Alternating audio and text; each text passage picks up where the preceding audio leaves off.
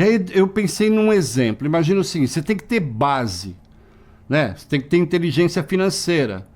Você não pode sair gastando sem ter certeza do retorno. Imagina você quer equilibrar isso aqui, ó. Eu não tô forçando, tô tentando mesmo, ó.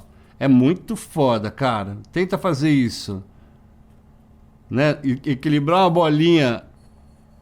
É isso que vocês vivem. Aí é o seguinte, eu sou isso aqui, ó. Isso aqui são os livros, tá vendo? Consegue ver isso aqui, ó? É uma base. Aí olha que legal. Aí quando você tem a base e você resolve dar certo na profissão, é na primeira, ó.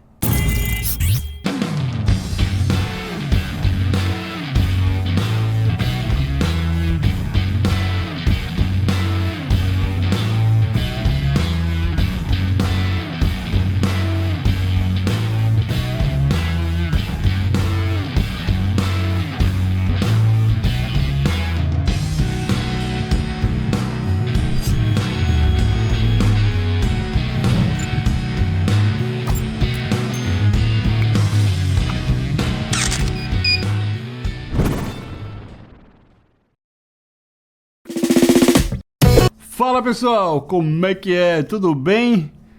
Olha, eu já tava com saudade de vir aqui pro canal, mas graças a Deus aí tive uns 2 trabalhinhos mais difíceis, dei umas lagartixadas, mas consegui resolver a situação e o cliente acabou aprovando porque são nichos novos na área de e-commerce, então de vez em quando é tudo novo de novo. E também, como você sabe, tem lá o projeto de Fine Art, já estou com o layout final da loja, porque para que isso se torne um negócio rentável, não é só colocar uma conta no Instagram e achar que vai vender. E como vocês sabem, o meu modelo de negócio sempre foi, mesmo dentro da fotografia, B2B, que na prática significa empresa para empresa.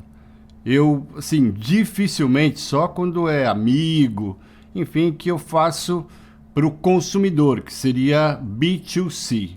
Então, o projeto Fine Art, e eu não sei quem me pediu, né, para aprofundar isso num vídeo, eu vou fazer, porque eu tenho aprendido muito, até com o Rodrigo Soares, que é o meu web designer de eleição, que fez o meu site, que entende pra caramba.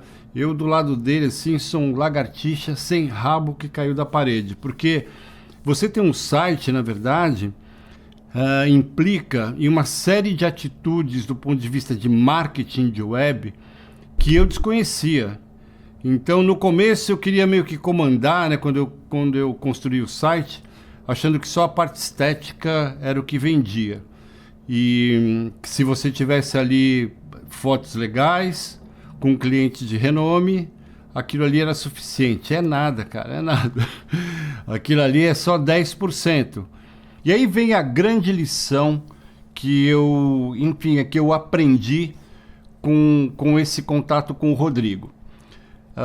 Ele analisou um site antigo que eu tinha, que já, sei lá, eu acho que publiquei por volta de 2010, 2009. E aí eu achava que estava legal, porque ele estava mais adaptado aos trabalhos que eu já fiz, já tinha feito aqui em Portugal, tal, enfim, já tinha pouca coisa do Brasil, mas tinha sido feito por uma pessoa que não tinha grana para fazer a mentoria comigo. E aí eu falei, mas eu gostei dele, porque ele tinha algumas necessidades especiais, e era, enfim, é um cara muito inteligente, mas era um cadeirante e tal, que é formado pela Universidade de Aveiro, e que queria melhorar fotograficamente e tal. Daí eu falei, pô, legal, então vamos trocar serviço por serviço.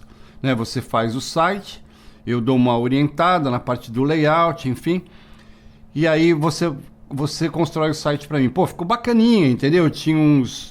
Enfim, tudo aquilo que eu queria estava lá. Mas daí o Rodrigo pegou e analisou. E falou, puta, cara, desculpa a sinceridade. Assim, ele deu bem uma de bagnola, assim, sabe? Foi a vingança. Ele falou, cara, você não existe nos motores de busca. Isso aqui tá super desorganizado. Isso aqui é só um site bonitinho, mas que não cumpre a função de site. Daí eu falei, pô, fiquei meio cabreiro assim e tal, né? E aí ele sentiu isso e na malandragem dele, ele falou assim, peraí, vamos partilhar a tela. Aí ele fez uma pesquisa do meu nome e apareceu tudo desorganizado. O meu nome aparecia lá no último. E, no último não, mas aparecia misturado com os últimos. E aí eu falei, pô, cara, o cara mostrou pra mim, entendeu? E aí eu falei, pô, cara, o que a gente faz? Ele falou assim, eu vou fazer isso demora um tempo. E daí foi, me orientando. Eu virei mentorando dele e a gente trocou isso por serviços de uma mentoria de marketing, porque ele estava querendo vir para Portugal, morava no Brasil, e como todo brasileiro, né, enfrentava uma situação não muito favorável, enfim, porque aqui na Europa o trabalho dele seria muito, muito mais reconhecido, e principalmente se tivesse o meu site como um modelo daquilo que ele seria capaz de fazer. E aí eu falei, puta, legal, então vamos fazer essa troca. E desde lá, eu acho que já faz mais ou menos, sei lá, já faz bastante tempo, talvez uns 7, 8 anos que isso aconteceu. E aí ele tomou conta do negócio. Então é assim, uma dica, antes de eu mostrar para você, se eu vou entrar no site, vou mostrar na prática, porque eu quero que você aprenda aqui gratuitamente aquilo que é importante, cara. O universo me devolve. E as pessoas que eventualmente escutarem isso e falam, pô, legal, acredito nesse cara, entendeu? Enfim, acabam se aproximando e eu sempre ganho de uma outra forma, ou com saúde, ou com alegria, ou com felicidade, enfim, porque eu sou um cara muito abençoado, né, velho? Eu faço todo possível para retribuir tudo aquilo que eu recebi do universo, para ficar uma coisa menos pessoal. Vamos colocar como universo. Podem chamar de Deus, enfim, mas para mim é o universo. Embora eu acredite nos meus deuses, certo? Então é o seguinte, o que acontece? Eu tinha cometido um erro no outro, que eu colocava um monte de foto. Eu falei, cara, eu acho que o volume de fotos é aquilo que vende. Depois, no decorrer da construção do site, que me veio essa ideia. Eu falei, pô, peraí, eu já tenho clientes muito foda, entendeu? Então você vê que eu vou aprendendo também a cada passo. Às vezes vocês olham, me chamam de mestre, e eu fico puto com isso. Não puto com vocês, mas eu não sou mestre, entendeu? Eu acho que não existe fotógrafo mestre.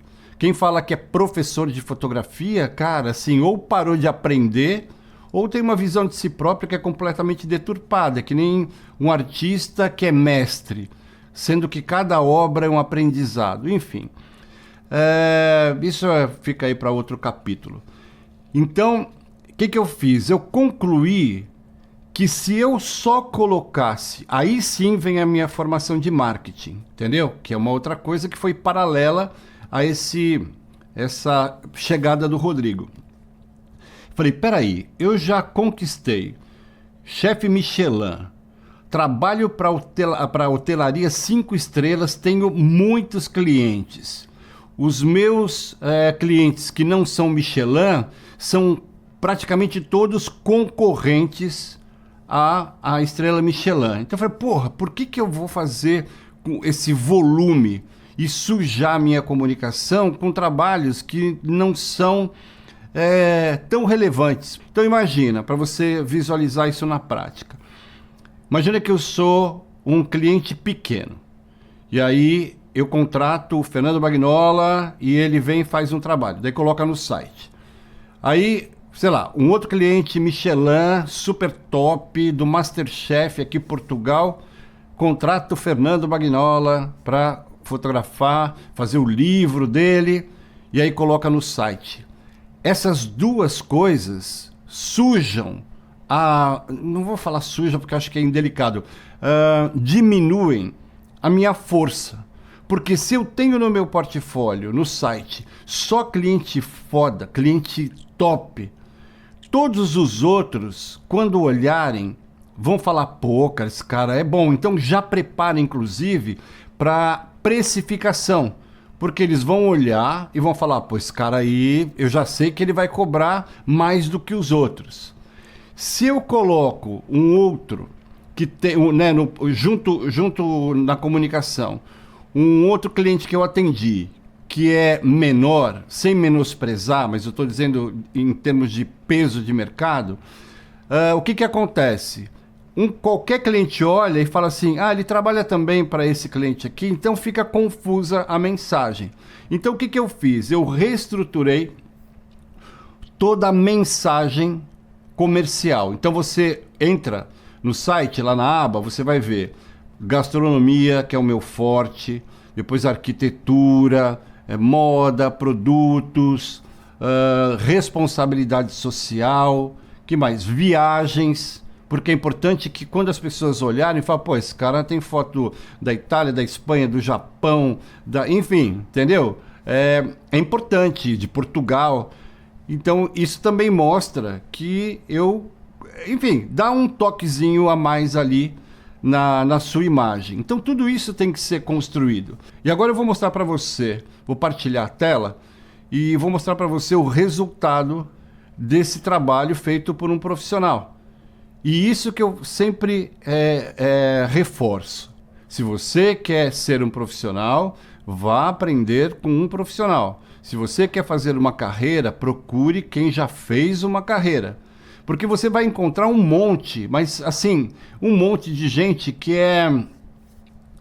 não vou adjetivar, entendeu? Mas quantas vezes você vê gente falando assim, ganhe R$ 1.000 por dia fazendo foto de gastronomia, né? Faz até uma coisa meio rimada. Quando na verdade essas pessoas, se ganhassem R$ 1.000 por dia, o que estariam fazendo, vendendo cursos de uma coisa que eles nem conhecem profundamente?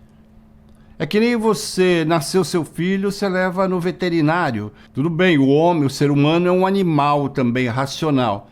Mas são coisas diferentes, entendeu? Ganhe R$ 25.000 por mês, tal. Então é assim, cada um acredita no que quiser. Mas eu trago aqui para você uma mensagem que sei lá, talvez salve a sua vida aí e principalmente a sua sanidade, sabe? Porque para você ser empresário, você tem que estar com a cabeça muito preparada. Se você quer crescer e amanhã ou depois você contrata uma pessoa para trabalhar, para ajudar, você tem que ter a consciência de que vai ter um salário, vai ter um custo. E que se você não fizer isso, amanhã ou depois você pode levar uma ação trabalhista que acaba com a tua vida. Eu trago para você uma visão empresarial, entendeu? E é por isso que, faz 3 semanas que eu tô fazendo tudo para vir aqui fazer um vídeo para você e não consigo, percebe? Mas quando eu venho trazendo as experiências profissionais. Eu acabei de dizer para você que eu dei altas lagartixadas num novo nicho que eu pensei que era fácil. E faço questão de falar para você isso. Porque essa é a vida do fotógrafo. É o prazer de errar e o prazer maior de consertar rapidamente, que é aquilo que eu faço, porque eu uso fotômetro, eu não gasto dinheiro com equipamento e tenho lentes que, na verdade, são as responsáveis pela qualidade do meu trabalho, entendeu?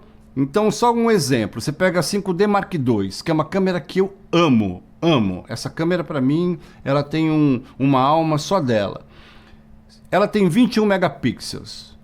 Vê quanto que tem a sua câmera. Entendeu? Tá por aí, 21, 22, 23.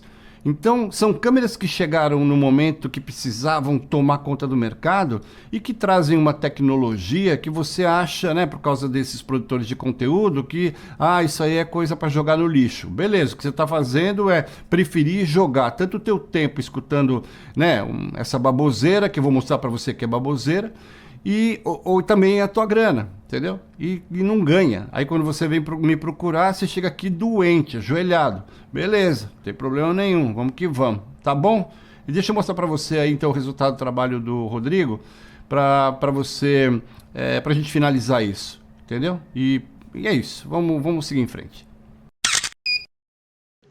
Olha, como você sabe que eu gosto de trazer para você as informações que vão acontecendo na minha vida quando eu me deparo com gente que é muito fera, que é o caso do Rodrigo Soares. Então, como eu estava dizendo, eu achava que eu entendia, entendeu, do marketing da web. E assim, não sou nenhum lagartixa total, mas eu achava que eu era menos lagartixa, entendeu? E eu falei, cara, como assim? Daí fiquei, entendeu? É aquela coisa de, sabe aquela sinceridade que dói? E aí eu falei, bom, deixa ele falar. Puta, aí ele só fez um teste. E isso, na verdade, abriu um novo horizonte. Isso já deve fazer pelo menos, sei lá, é o que eu imagino, uns 6, 7 anos que ele entrou na minha vida. E aí, quando a gente fez o primeiro teste, e eu escrevi aqui, olha, por isso que eu abri essa aba no Google, eu escrevi aqui, olha, Fernando Bagnola, ok? Se você for olhar isso que está aparecendo, o meu site, ele aparece em primeiro lugar. Entendeu? Se você faz uma pesquisa na Europa, porque isso também varia de região para região, isso é muito importante, porque o meu core business, né, o meu negócio principal está aqui na Europa. Então, existe uma forma de setorizar essa informação. Então, imagina o seguinte, um cliente europeu faz uma pesquisa, Fernando Bagnola, certo? E o que ele vai encontrar é isto. Primeira coisa, tem ali, olha, Porto. Tá vendo? Escolher área. E aí, a pessoa que me procura, ela vai encontrar primeiro o meu site, que é a minha vida profissional, depois o meu Instagram, que na verdade eu uso mais como impacto social, onde eu coloco, enfim, né, a minha revolta contra a destruição do planeta, contra a homofobia, onde eu tenho as minhas militâncias. E isso também já filtra, porque, imagina, se é um cliente de extrema-direita, que é completamente contrário àquilo que eu penso, que eu acredito, eu nem me interesso em atender. Eu não quero contato com esse tipo de pessoa, entendeu? Então, está nessa ordem. Agora, tem aqui, olha, fotógrafo profissional, mentor de carreira, formador, youtuber no canal da EFOPRO. Depois aqui tem todo o meu percurso. Depois, veja só, ó, os links, moda e beleza. Aí, a minha atuação no YouTube, aonde eu estou, repara que já começa aqui uma nova conta empresarial que nesse momento está fechado com o meu telefone, percebe?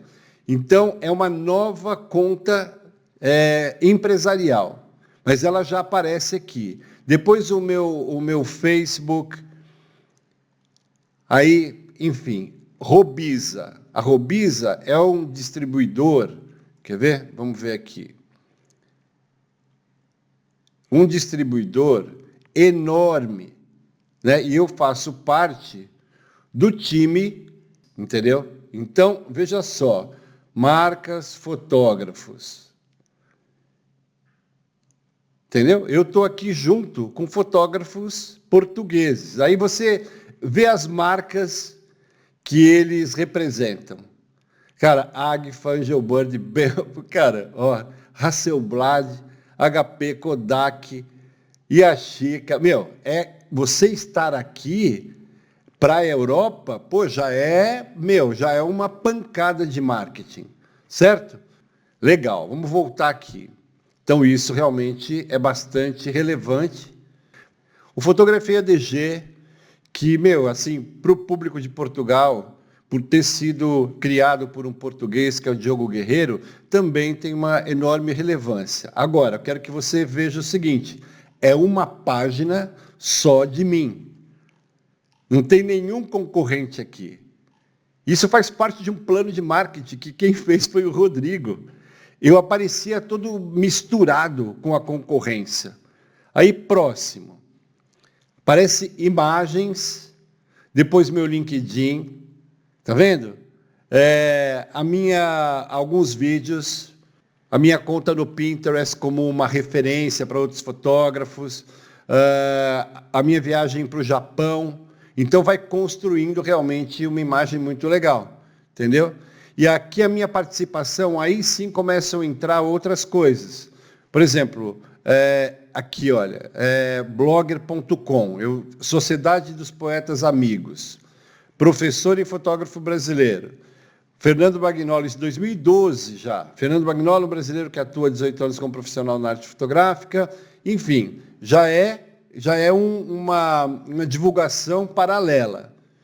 Aí vem lá até as tretas, né, com o Ronaldo, aquele tempo obscuro do canal. Depois, o Paulo Tavares, que é um fotógrafo maravilhoso. São citações que vão aparecendo em outros canais, em outras mídias. Depois aqui, olha, uma entrevista que eu fiz há 13 anos atrás, para a TV portuguesa. Depois aqui, Japão. Tá vendo? Então, são 3 páginas do Google que são dedicadas só a mim numa pesquisa básica. Isso porque depois a pessoa vai entrar no meu site e vai conseguir ver aquilo que eu efetivamente fiz, entendeu? Daí, olha, imagens. Cara, tem um monte de coisa. Percebe que isso é uma construção que foi feita com base em todas as indicações do Rodrigo Soares, que é meu irmão. Olha o que tem de material, mas material que é profissional. Não é um material de produção de conteúdo que é descartável, que é temporário, entendeu? Então, olha, sei lá, vou clicar aqui, já vai direto para o meu site. Já com toda a política de proteção de dados, super atualizado. O Rodrigo ligou para mim e falou, cara, precisa fazer isso, porque a nova lei europeia, senão dá uma puta multa. Então, não é você chegar lá e fazer um site. Existe uma política completamente adaptada a esse tipo de comunicação, beleza? Aí a pessoa vem aqui no meu portfólio e acha tudo aquilo que eu já fiz. Beleza? Legal te mostrar isso. Isso é marketing, assim, levado a sério. Você colocar uma conta no Instagram, ficar fazendo TikTok, entendeu? Do ponto de vista profissional, isso é nada. E obrigado, meu brother. Obrigado, e estou muito contente que você agora mora aqui em Portugal com a sua família, numa casa com quintal enorme, com o seu moleque ali todo sujo de terra. Vem aqui para o Porto, deixa de ganhar dinheiro um pouco e vem visitar os amigos. Beijão aí no coração, irmão. Eu até separei aqui, eu anotei. Normalmente eu não faço roteiro. Mas eu coloquei aqui 10 motivos que levam um fotógrafo ao fracasso. E aí, primeiro, falta de visão clara. Ponto. O que eu quero fazer na fotografia? Entendeu? Visão do ponto de vista de plano de negócios. Quando você faz um plano de negócios, existe todo o começo do plano de negócios clássico, tem missão, visão e valores. Entendeu? E a visão é aquilo que você quer, que você enxerga do ponto de vista de importância dessa sua ideia, dessa sua empresa dentro do negócio da fotografia.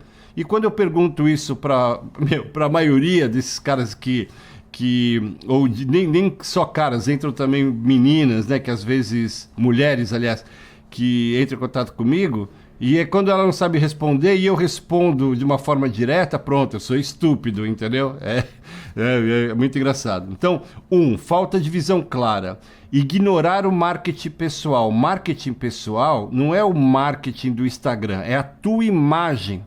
Então, eu tive que construir aqui em Portugal o meu marketing pessoal e o link de responsabilidade ambiental, o meu envolvimento com projetos sociais de inclusão de cadeirante, projetos dentro de shopping, né? Eu tenho um cliente que é o Gaia Shopping, que eu já fiz, N trabalhos lá.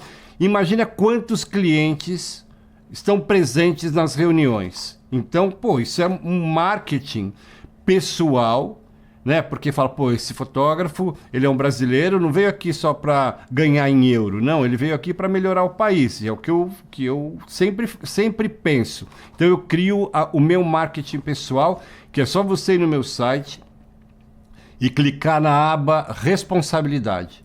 E você vai ver o tamanho das exposições que eu consigo fazer aqui.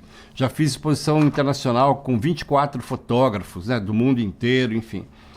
3. Subestimar a importância do networking. O que é isso? Muita gente pensa, quero aprender gastronomia com você, porque aí aqui na minha cidade tem um monte de restaurantes. Você fala, pô, você tá louco, velho? Você vai querer achar que você trabalha para mim e aí você vai atender todos os meus concorrentes? Você tá louco? Entendeu? Não é assim que funciona. A política da exploração, no bom sentido, do networking, pede uma outra estratégia alinhada com o teu cliente principal. 4. Não saber cobrar o seu trabalho corretamente. A gente vai falar sobre isso porque no plano de negócios isso chama custo invisível.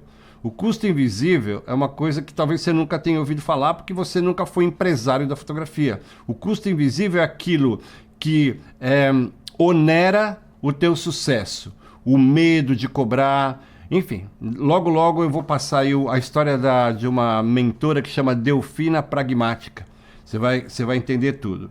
5. Negligenciar a gestão financeira. Puta, cara, eu já falei tudo, certo?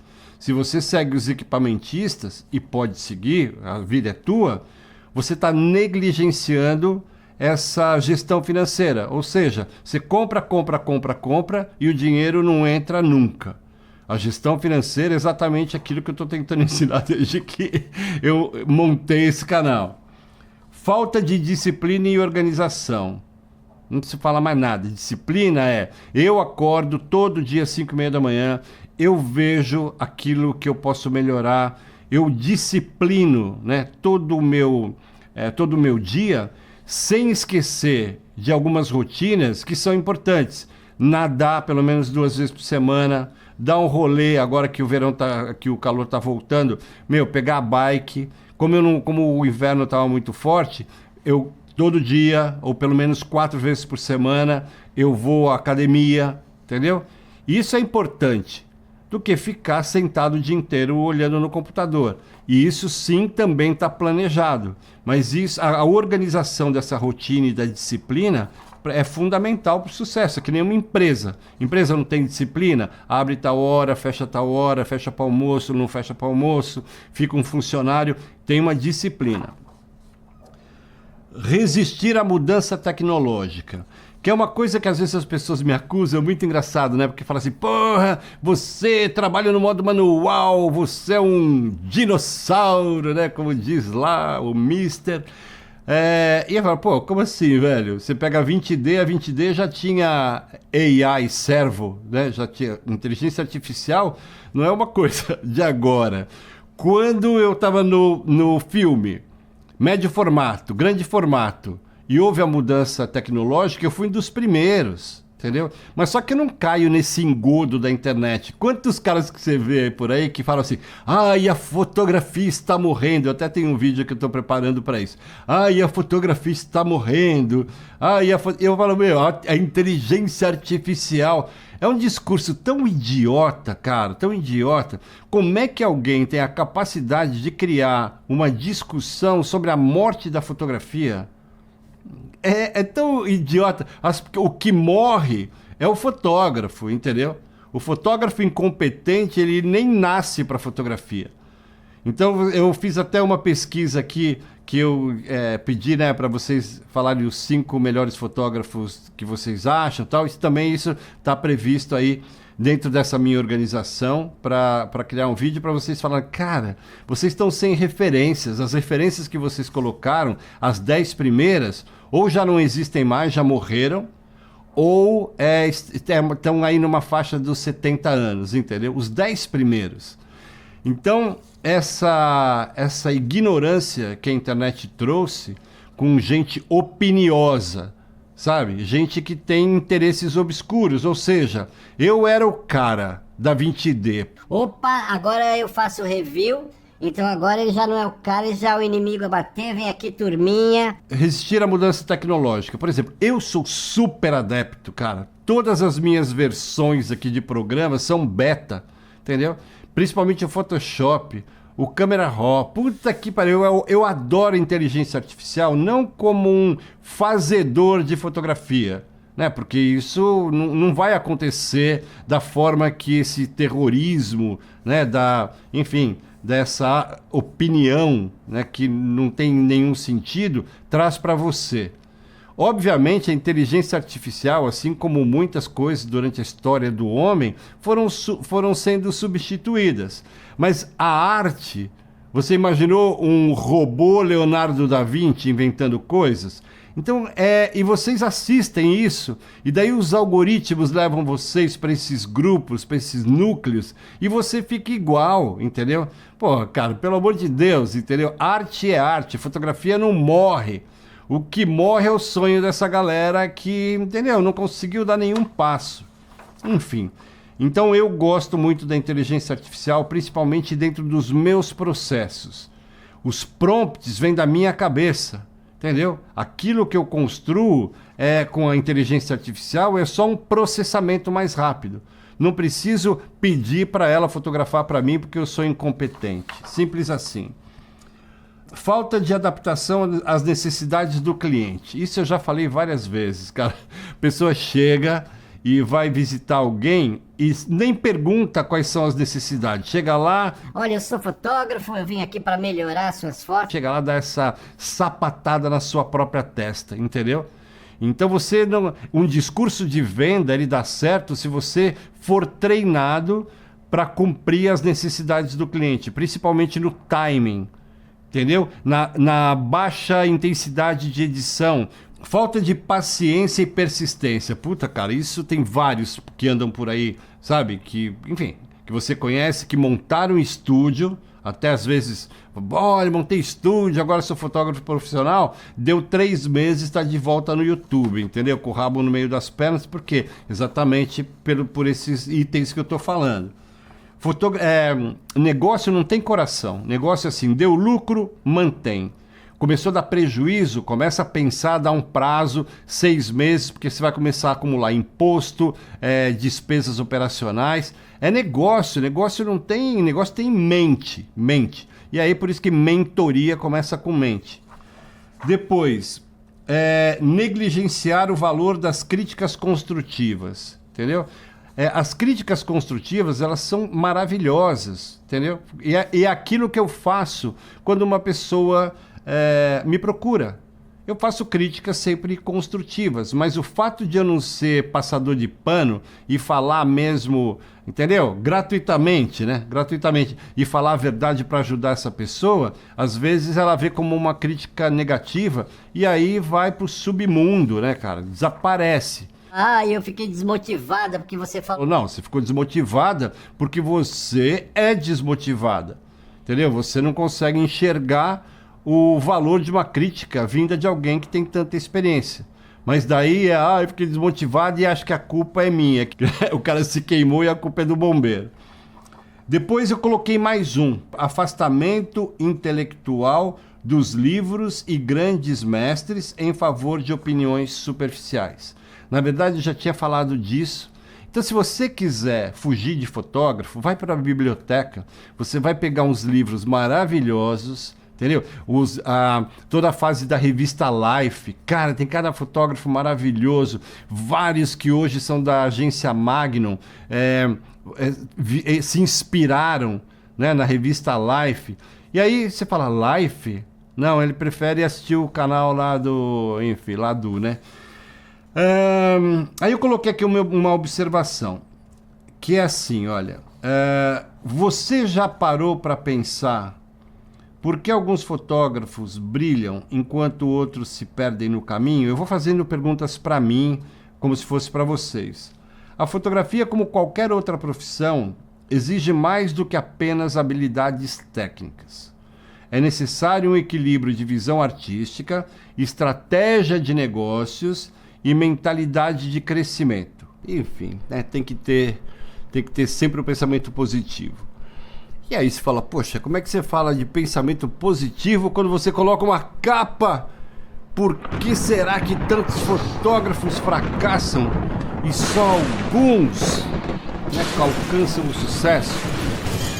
Isso é um tema que nasceu, na verdade, de uma experiência, aliás, não é de uma experiência, seria injusto, de algumas experiências, de pessoas que entram em contato comigo porque encontram, né, em mim um fotógrafo que está atuando, que já morou em São Paulo, que já morou em Recife, que já morou em um monte de lugar.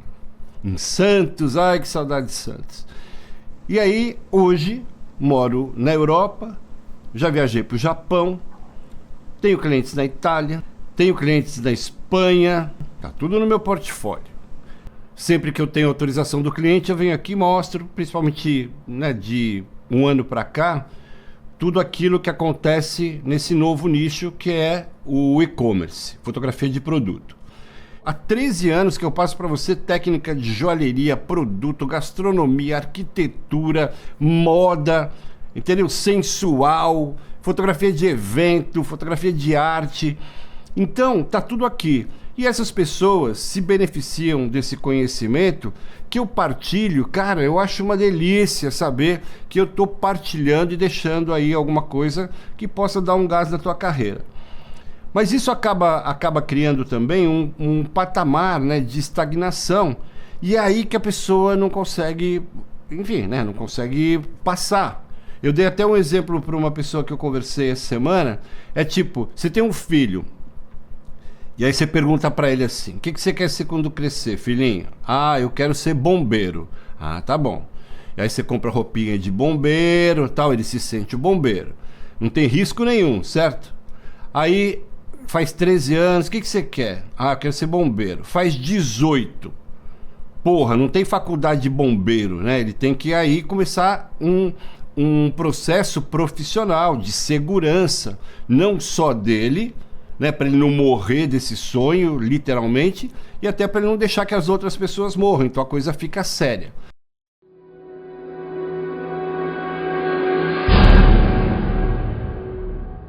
Uma vez, no meio de uma operação, um rapaz assustado me pediu ajuda. Ele queria sair da confusão, fugir das chamas, estava desesperado. O fogo estava se alastrando rápido, e eu não tinha tempo.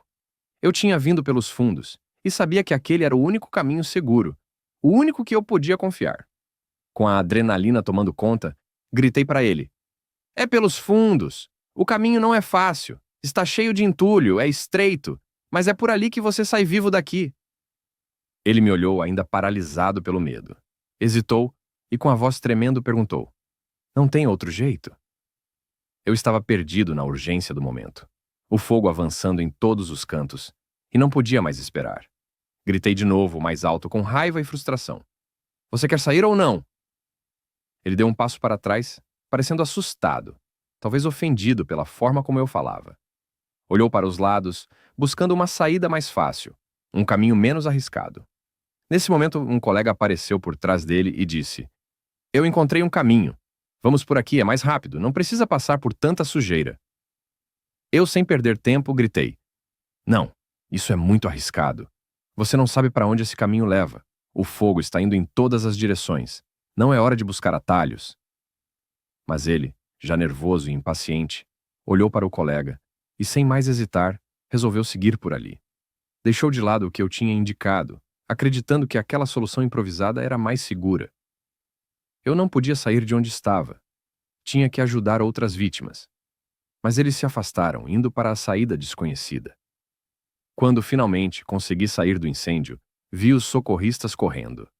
Entre os destroços e a fumaça, lá estava o rapaz, estendido na maca, aos gritos, todo queimado, sendo levado às pressas para o hospital.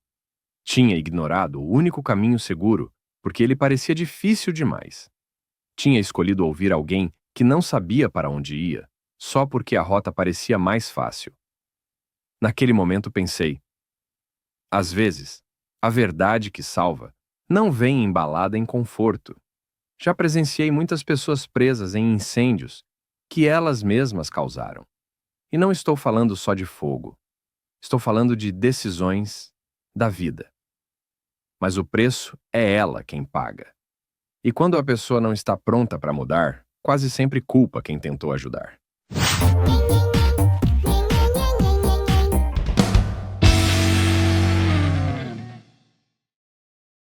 Vamos falar um pouco sobre equipamento? Imagina, eu falei da D750, que cara, uma full frame maravilhosa. Falei da 5D Mark IV, falei da 5D Mark III que eu comprei, da 6D, que é essa aqui. Cara, olha a minha câmera 6D, velho, não tem um risco, nada. Tem até aquela proteção aqui, sabe, que se coloca no telefone, aquele tipo hidrogel e tal. E aí eu vou mostrar uma coisa. Por exemplo, para você dar certo na fotografia e ir entrando no tema, é assim, por que os fotógrafos fracassam?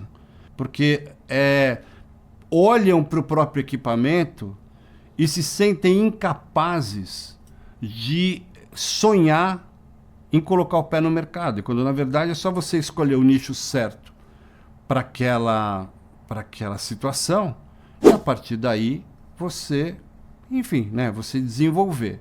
Eu vim para cá, cheguei aqui no dia 6 de dezembro, Natal, longe dos meus filhos, foi foda, mas tinha que vir.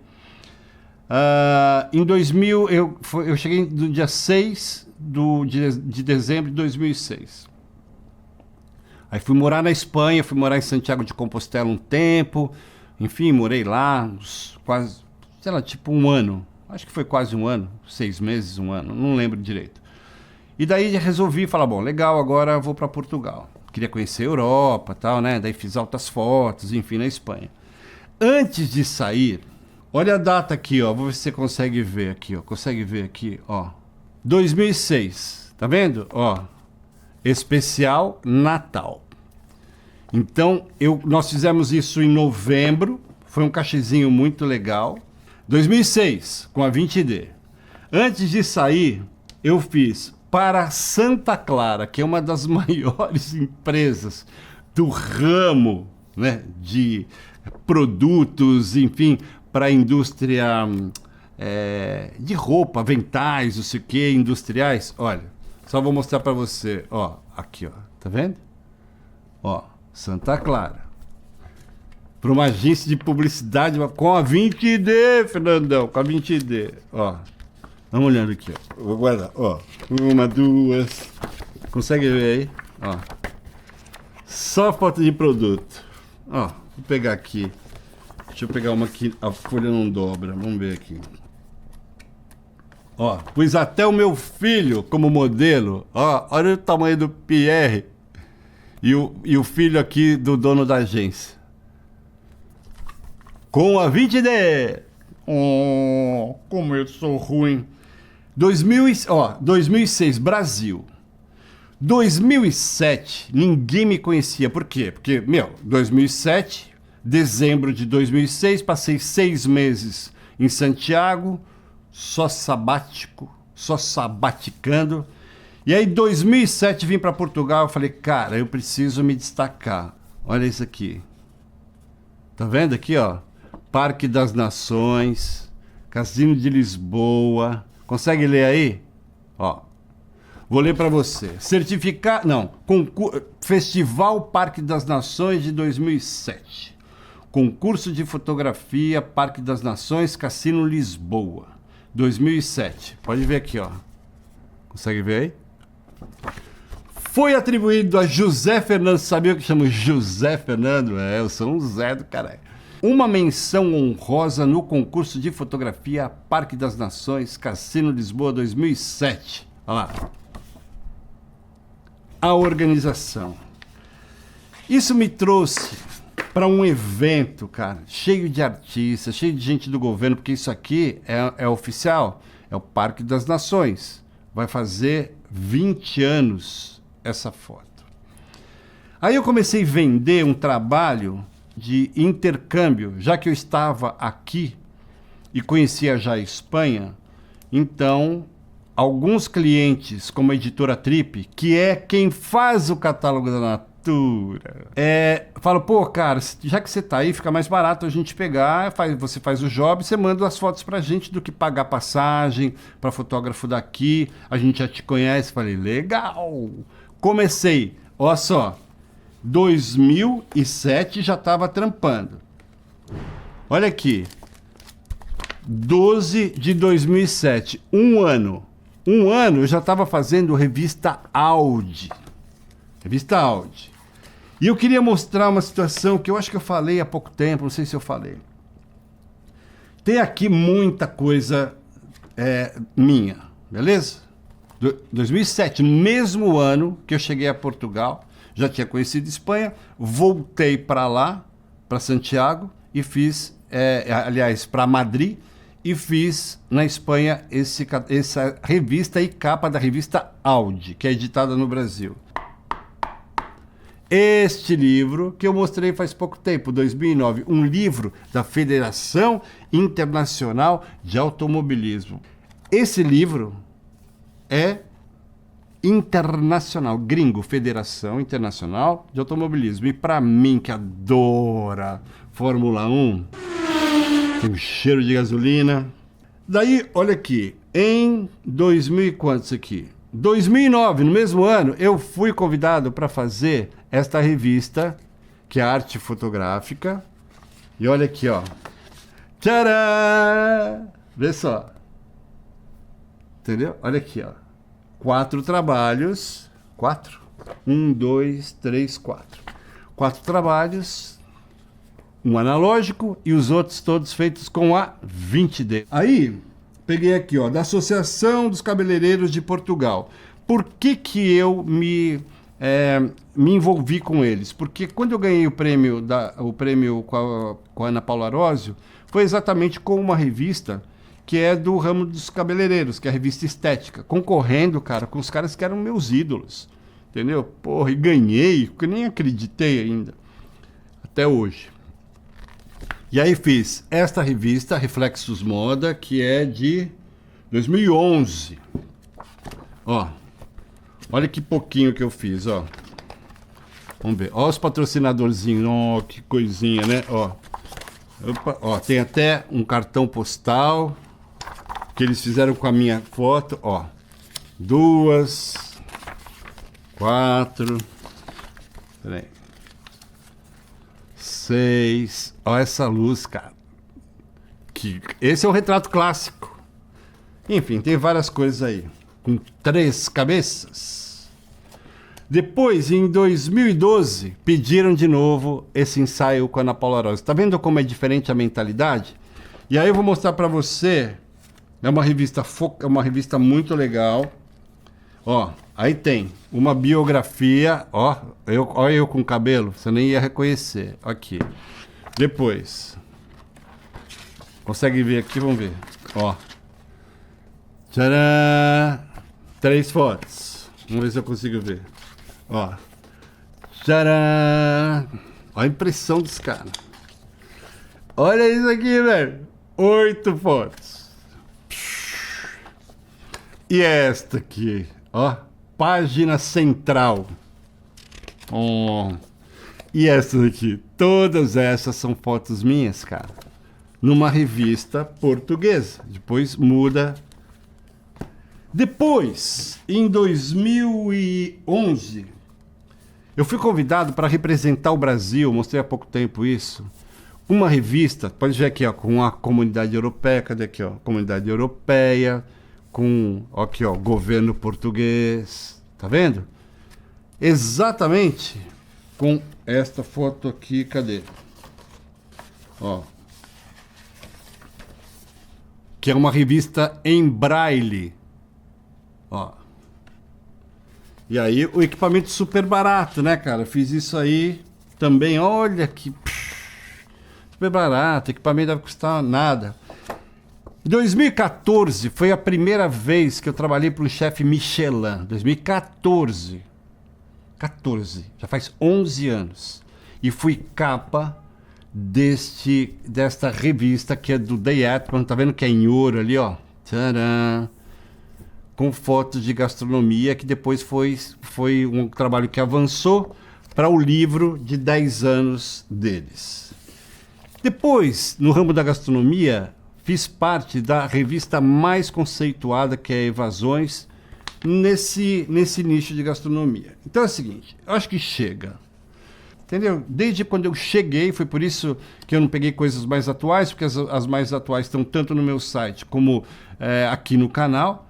Mas eu mostrei para você que assim que eu coloquei o pé aqui, eu comecei a publicar, ganhar prêmio, velho.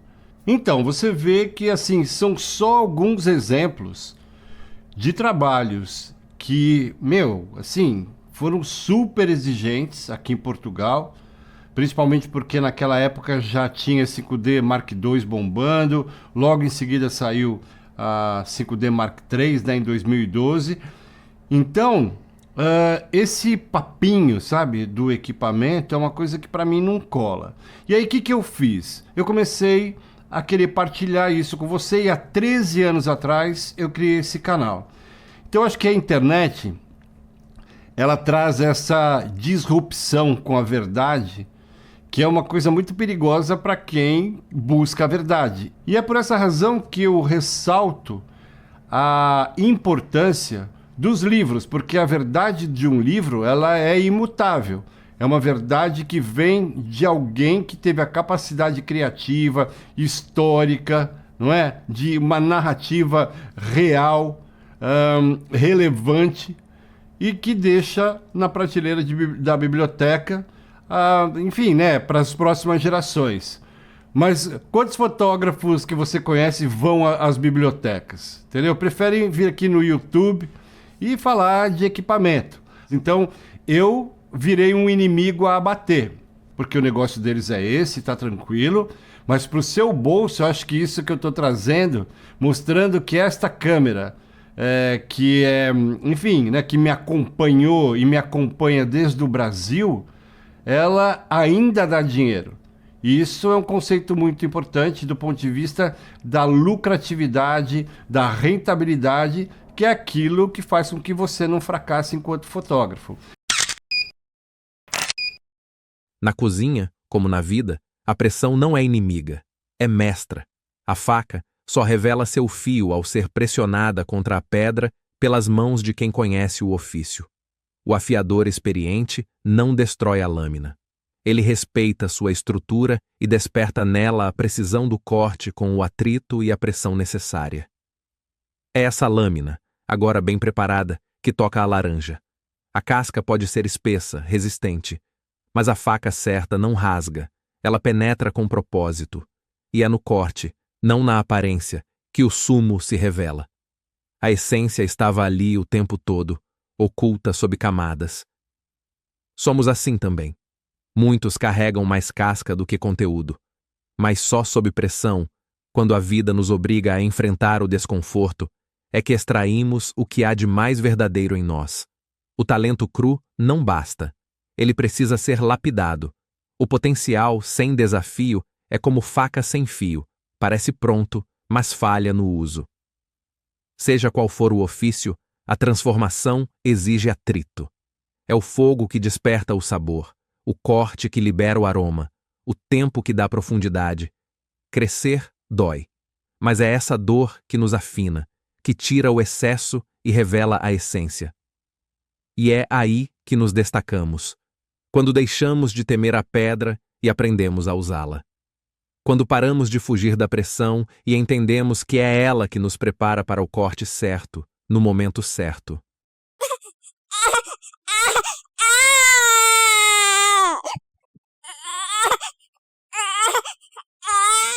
Se a pessoa se interessou em assistir um vídeo de às vezes 3 horas, né?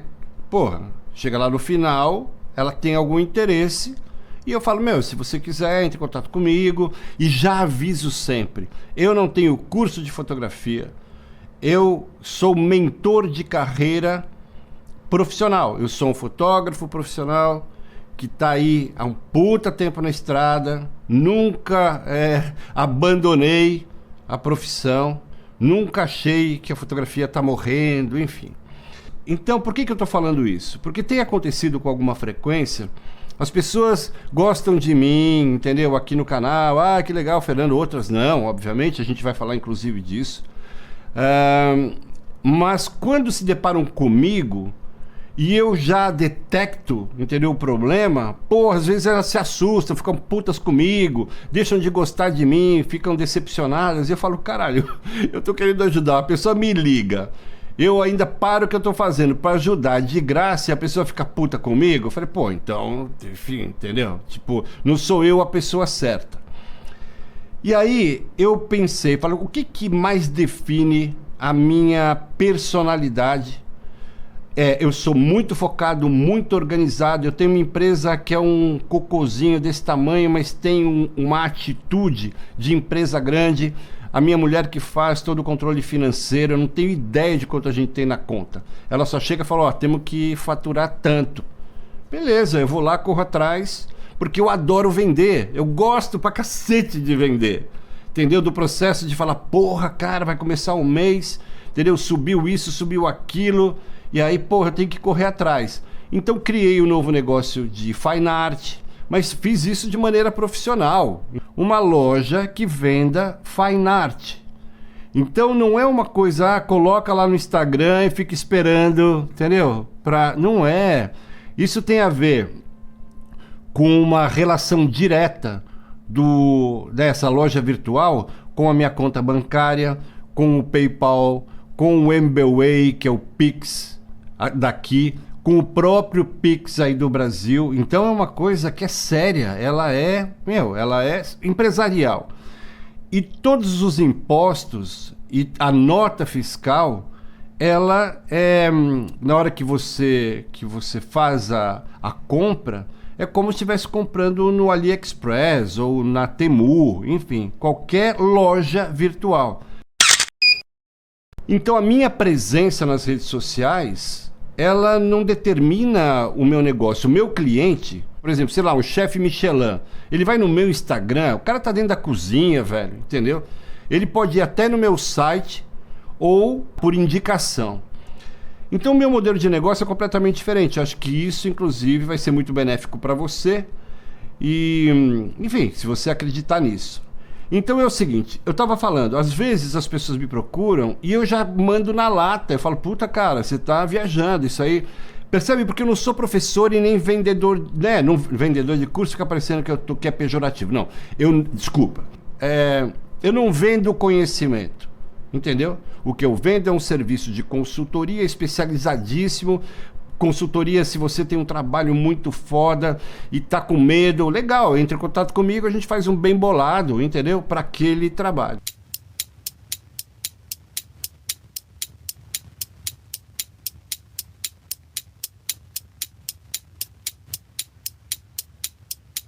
É isso, enfim.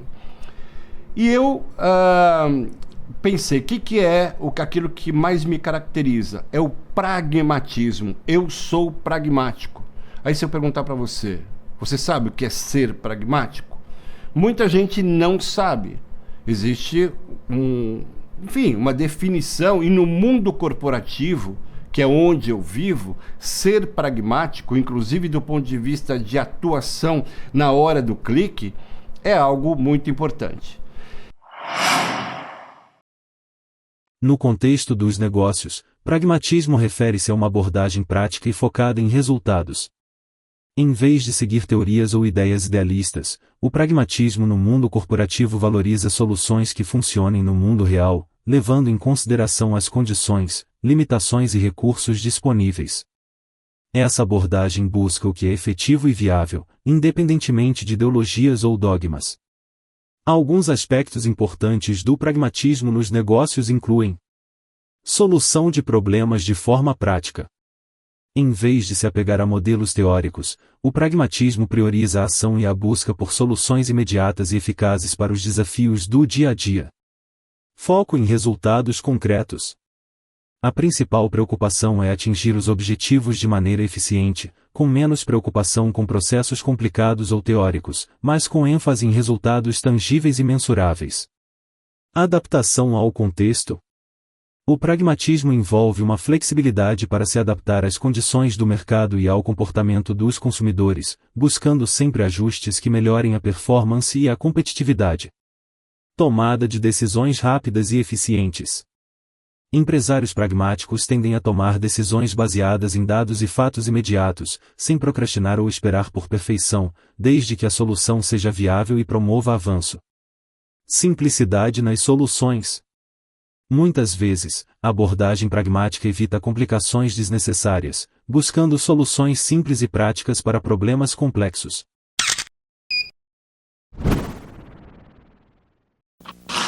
Senta que lá vem a história.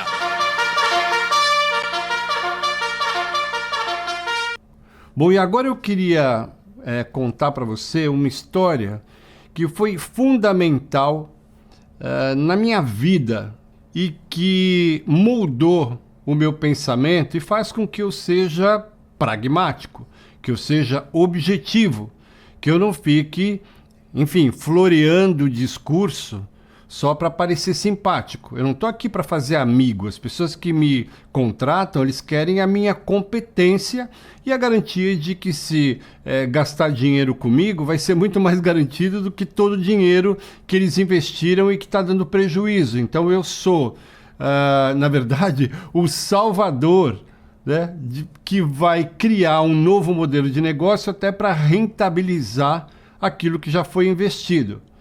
Porque é isso que eu faço na minha vida. Ponto. Então é o seguinte, vou contar uma história. Quando eu comecei na fotografia, a minha câmera, cara, era uma câmera toda mecânica, entendeu? E, enfim, a gente vai falar disso.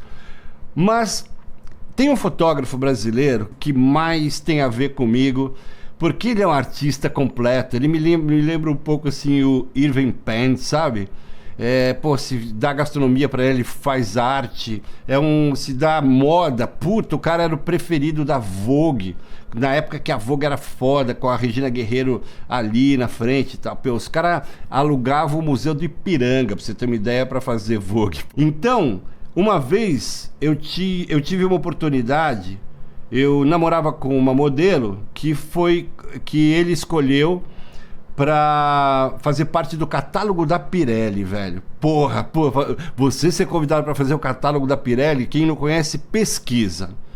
Pô, cara, assim, só os feras, Peter Lindbergh, Annie Leibovitz, sabe? Só, assim, puta nível. E o Miro foi escolhido.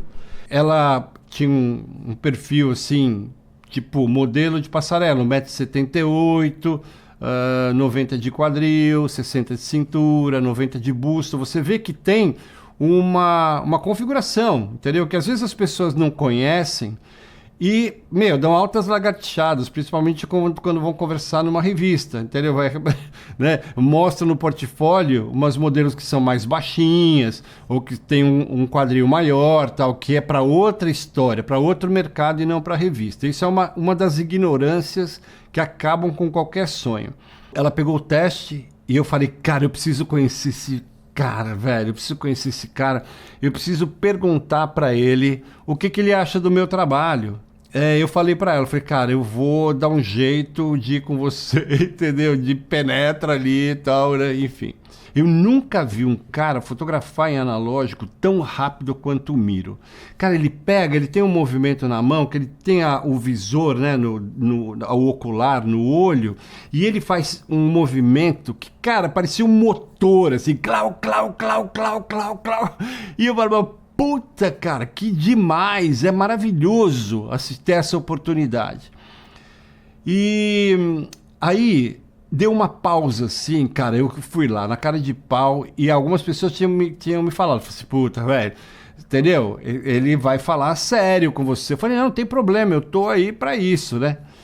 E aí eu cheguei e falei assim, ô Miro, beleza, sou namorado da fulana e tal.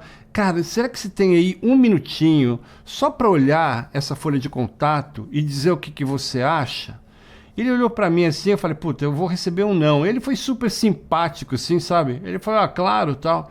Aí pegou a folha de contato, e aí, que é isso aqui que eu já vou mostrar, pegou e falou assim, ele olhou... cara, isso aqui tá muito ruim. E todo mundo, entendeu, ouvindo. Isso aqui tá muito ruim. Daí eu falei, pô, legal, entendeu? O cara tá falando que tá ruim, né? Então eu ainda dei enfim, falei, pô, vou ser humilde, né? Porque eu não vou pedir opinião pro cara, sabe, pra saber, e depois vou falar, ai, agora você me desrespeitou. Fui lá pedir e aproveitar a oportunidade. E aí eu falei, pô, você pode me dar uma dica, cara, assim, só pra melhorar e tal? Bem humilde, assim, eu era bem novinho. E aí, ele falou assim, claro, meu, é o seguinte, primeira coisa, o teu trabalho é inconsistente, mas falando alto, entendeu? Todo mundo, né, os assistentes olhando assim. E aí, o teu trabalho é inconsistente. Daí eu falei, como assim? Ele falou, inconsistência é o seguinte. Aí ele pegou a folha de contato, né, essa aqui assim, na mão, e olhou e falou assim, ó, tá vendo esta foto, por exemplo? Essa foto aqui tá com a exposição errada. Então imagina que o seu cliente gosta dessa foto aqui, não tem como recuperar. Entendeu? Na exposição, tal, eu dei uma lagartixada na exposição. Porque, enfim. Aí tinha outra do lado que já estava com a exposição legal, mas que não era uma foto tão boa quanto a anterior. Então meu trabalho era inconsistente. E aí eu falei, mas o que eu faço, meu, entendeu? Ele falou assim, cara, compra um fotômetro. Foi ele o responsável pelo fotômetro ter entrado... Cadê ele aqui, ó? Deixa eu dar até um beijo aqui nele, ó. Na minha vida. Porque eu falei, entendeu? O que é isso, na verdade? Porque eu tinha ouvido falar, tal, enfim, mas nunca pensei, né, em ter, até porque estava meio duro na época, tal. E aí, ele falou assim, o fotômetro faz o seguinte, ele te dá a consistência, todos os teus fotogramas vão ficar legais, entendeu? E aí ele falou assim, por isso que você me vê, né, fotografando, quando eu fizer a prova de contato, todas as fotos vão estar legais. E aí, pô, daí começou o movimento, o cara, muito obrigado, não sei o que, tal, puta, saí assim... Entendeu? O cara foi duro, falou que o meu trabalho era muito ruim, inconsistente. Se eu falo isso para alguém que vem aí querendo, entendeu? Enfim, vidrinho, né? Gente com canelinha de vidro, tô aqui trabalhando, você me manda mensagem no WhatsApp, eu respondo sinceramente. E aí vou mostrar para vocês o que é consistência. É isto aqui, ó. Isto aqui é uma folha de contato, deixa eu ver se não brilha, com 36 cliques, o filme tem 36 poses, 36 cliques. Agora, olha, você vê uma foto completamente diferente da outra e não tem uma foto mal exposta. Então, o cliente escolhe essa, ou acaba escolhendo uma única, né? Tem uma aqui que é esta aqui, ó, que gostou mais, mas a exposição está completamente consistente. Olha esse outro, faz parte do mesmo editorial, ó. Tá vendo? Não tem uma foto que esteja mal exposta. Isso é consistência, é isso que eu trouxe para o digital. E aí quando eu vejo gente que tem um monitor, velho, para conferir, puta, é muito lagartixa. Olha, né, dessa época não tem o filme, tá lá, velho, dentro, entendeu? É só a tampa da câmera. E aí vem o digital. E aí te dá a possibilidade de olhar no monitor gigante. E você erra, você já fracassou, você não tem competência para chegar num patamar que não seja sempre esse de competição com um monte de gente, entendeu? Eu estava até falando agora para o Carlos Melo que, cara, assim, a nossa mentoria acabou hoje, e aí eu falei, pô, cara, que o português, sabe, é muito legal, eu tô ficando muito português, assim... Estou integrado completamente. E eles são muito sérios, sabe? Não ficam com muito blá blá blá. Eles querem a coisa muito sintética. Aliás, estava falando do Carlos. Por que eu ia falar do Carlos? Putz, esqueci, velho. Estava falando do Carlos, esqueci mesmo. Ah, lembrei. Eu acabei de falar para ele, né? Porque ele é um cara, meu... ele tem uma certa pressa, sabe? Que é muito legal essa energia, assim, de querer... tem muita energia. E aí a fotografia serve para ele canalizar essa energia. É um engenheiro, cara, entendeu? Que daqui a pouco está se aposentando e quer mesmo ser feliz, voltando a fotografar, coisa que ele teve que parar quando muito jovem. Hoje está tranquilo, entendeu? Tem os netos dele e tal, enfim, agora quer realmente se dedicar ao sonho. Então está com uma energia muito jovem. Acho que a fotografia tem esse poder. Daí eu falei assim, cara, a forma da gente melhorar o digital é ter um raciocínio analógico, é criar pânico. Pânico. Eu crio um pânico que vai me obrigar a pensar tecnicamente para poder resolver aquilo sem olhar. E aí eu fiz uma proposta. Eu falei assim, você tem coragem de desligar o teu monitor e não mais olhar no clique? Aí ele falou, não, eu não olho, eu olho assim, ele dificilmente tira a câmera do visor, ele não clica pelo monitor. E aí eu falei, não é isso, é você pegar um pedaço de cartolina preta, colocar uma fita isolante em volta e não tem mais monitor, só deixar o espaço lá para os botões. Porque isso vai fazer com que venha um pânico, que é essa adrenalina boa que a gente traz do analógico, entendeu? E que esses burros, cara, eu não tenho outra palavra, esses burros digitais, produtores de conteúdo, que ficam falando que essa importância técnica é coisa do passado, faz com que você não tenha bom futuro, simples assim, até ficou poético. E eu falo aqui no canal o que eu quero, né? Não tem que ficar, liberdade de expressão, a gente tá na ditadura, tenho que ser amiguinho dos caras, eu não sou amigo desses caras, nem quero. Entendeu? Eu quero ser seu amigo e se você não quiser ser meu amigo, beleza, não tem problema nenhum. Agora, você vai ter que entender que quando eu falo desta forma com você, é porque eu estou sendo honesto. Seria muito mais fácil eu ficar elogiando, entendeu? Porque se eu não elogiar, de repente, enfim, já entendeu. Então eu sou assim, eu sou bagnola pragmático, porque eu sou honesto com você, eu falo a verdade. E se você entra aqui no meu WhatsApp, eu estou trabalhando, entendeu? E tento te ajudar com sinceridade, você fica vidrinho, fica todo magoado comigo, e aí eu tentei resolver mostrando para você que aquilo era uma estupidez. Você acha que eu sou estúpido?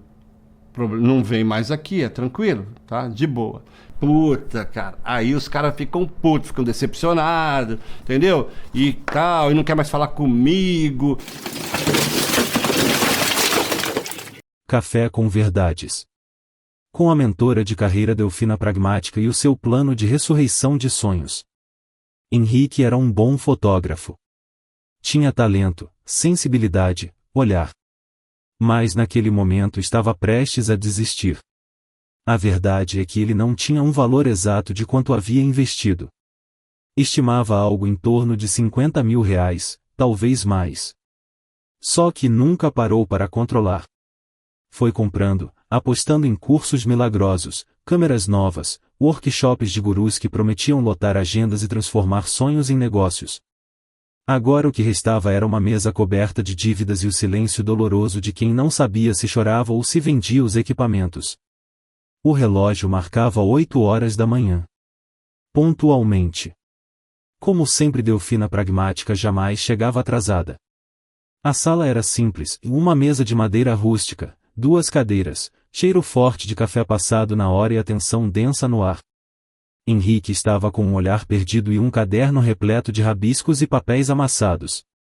Anotava tudo e entendia pouco. Delfina entrou com calma. Pousou seu caderno na mesa e abriu com a caneta já na mão. Henrique. Me diga numa frase, qual é o seu problema hoje? Ele respirou fundo, folheou os papéis e respondeu de forma engasgada. Estou afundado. Dívidas, cliente sumindo, contas pessoais em atraso. Investi em tráfego pago, tentei de tudo e nada voltou. Estou até pensando em desistir de tudo e voltar a trabalhar para os outros. Delfina sorriu com delicadeza, mas sem nenhuma pena. Perfeito. Agora temos um ponto de partida claro. O seu modelo de negócio não se sustenta. Ela fez uma breve pausa, e disse: primeira boa notícia, isso tem solução. Segunda boa notícia, você não está falido. Você está desorganizado.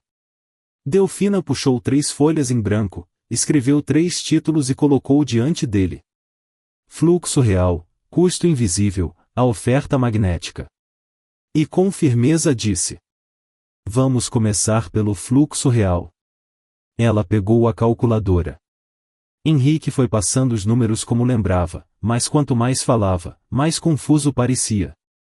Delfina ia anotando, desenhando os buracos financeiros escondidos. Estavam por toda parte, no portfólio desatualizado, no tempo mal investido postando conteúdo sem propósito, na falta de clareza sobre sua marca, e sobretudo, no medo de cobrar o que seu trabalho realmente valia. Então, ela respirou e apontou para a segunda folha. Agora, vamos falar do custo invisível. Delfina foi direta. O seu maior custo invisível é emocional. Você está vendendo com medo. E o medo não fecha vendas. Ele fecha portas. Houve um silêncio que falou mais do que qualquer parágrafo inteiro. Por fim, a oferta magnética. Cadê o seu diferencial? Por que eu, Delfina, escolheria o seu trabalho em vez do de 1000 outros que prometem a mesma coisa? Henrique olhou como se visse um espelho pela primeira vez.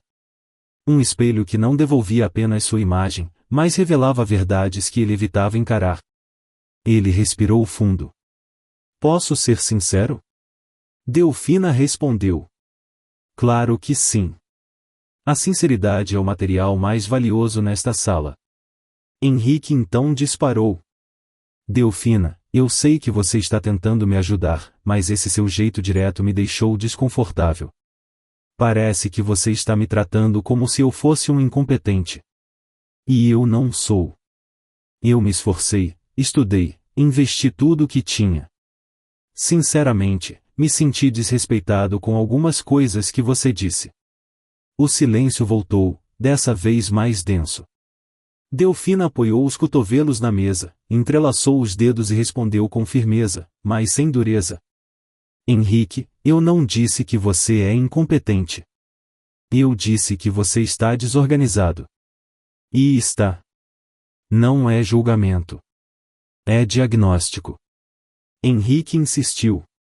Mas o seu jeito parece um julgamento. Ela o encarou nos olhos. Sabe qual é o maior problema de muitos mentorandos que chegam até mim? Eles querem a minha empatia, mas rejeitam a minha franqueza. Querem ser ouvidos, mas não suportam ouvir o que precisam. Eu não sou sua terapeuta. Sou sua mentora. E minha missão aqui não é te agradar. É fazer você acordar de um pesadelo para poder viver o sonho acordado. É te preparar para o mundo real. Um mundo que não se importa com o quanto você se esforçou, mas cobra sem piedade os boletos que você não pagou. Henrique baixou os olhos. Seu orgulho estava ferido, mas algo dentro dele começava a ceder. O bom senso, talvez. Ou a coragem de mudar. Delfina completou: meu papel é te mostrar onde está o buraco. Mas também é segurar sua mão para te ajudar a sair dele. Se você quiser. Ela empurrou um caderno com anotações para o outro lado da mesa. Aqui está seu plano. Não é bonito. Não é glamouroso. Mas funciona. Henrique, sonhar é bom. Mas pagar as contas é melhor ainda. Henrique respirou mais fundo. Obrigado. Eu precisava ouvir isso. Só não estava pronto para ouvir dessa forma. Mas agora estou. Delfina respondeu com serenidade. Ótimo. Agora vamos salvar esse negócio. Depois, a gente salva sua paz. Delfina observou com aquele olhar que atravessa desculpas e toca o que é essencial. E então, disse a última frase daquela manhã. Henrique, essa consultoria foi gratuita por um único motivo. É nela que eu testo seus limites. E só então decido se vale a pena caminhar junto. Você tem 48 horas para decidir se quer seguir com isso. Estou aqui porque você me chamou para salvar o seu negócio e eu vim para ver se você ainda quer mesmo lutar por ele. Estou falando de escolher entre manter um sonho vivo ou enterrá-lo de vez. O pragmatismo do mundo corporativo não tem tempo para indecisos. Ele exige respostas rápidas e decisões firmes. Se quiser, eu entro com você nessa luta. Se hesitar, sigo em frente.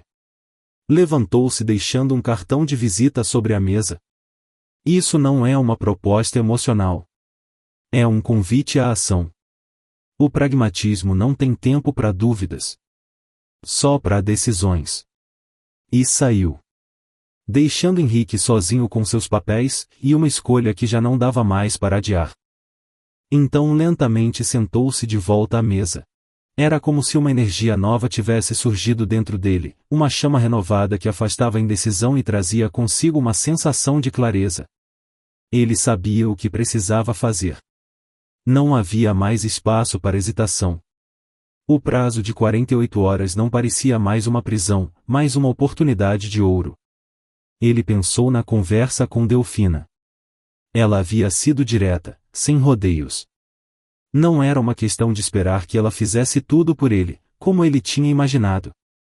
O milagre que ele buscava não viria de fora, mas de sua própria ação. Delfina poderia guiar, apoiar suas escolhas, usar sua experiência para abrir portas, mas o trabalho real e a execução estavam em suas mãos.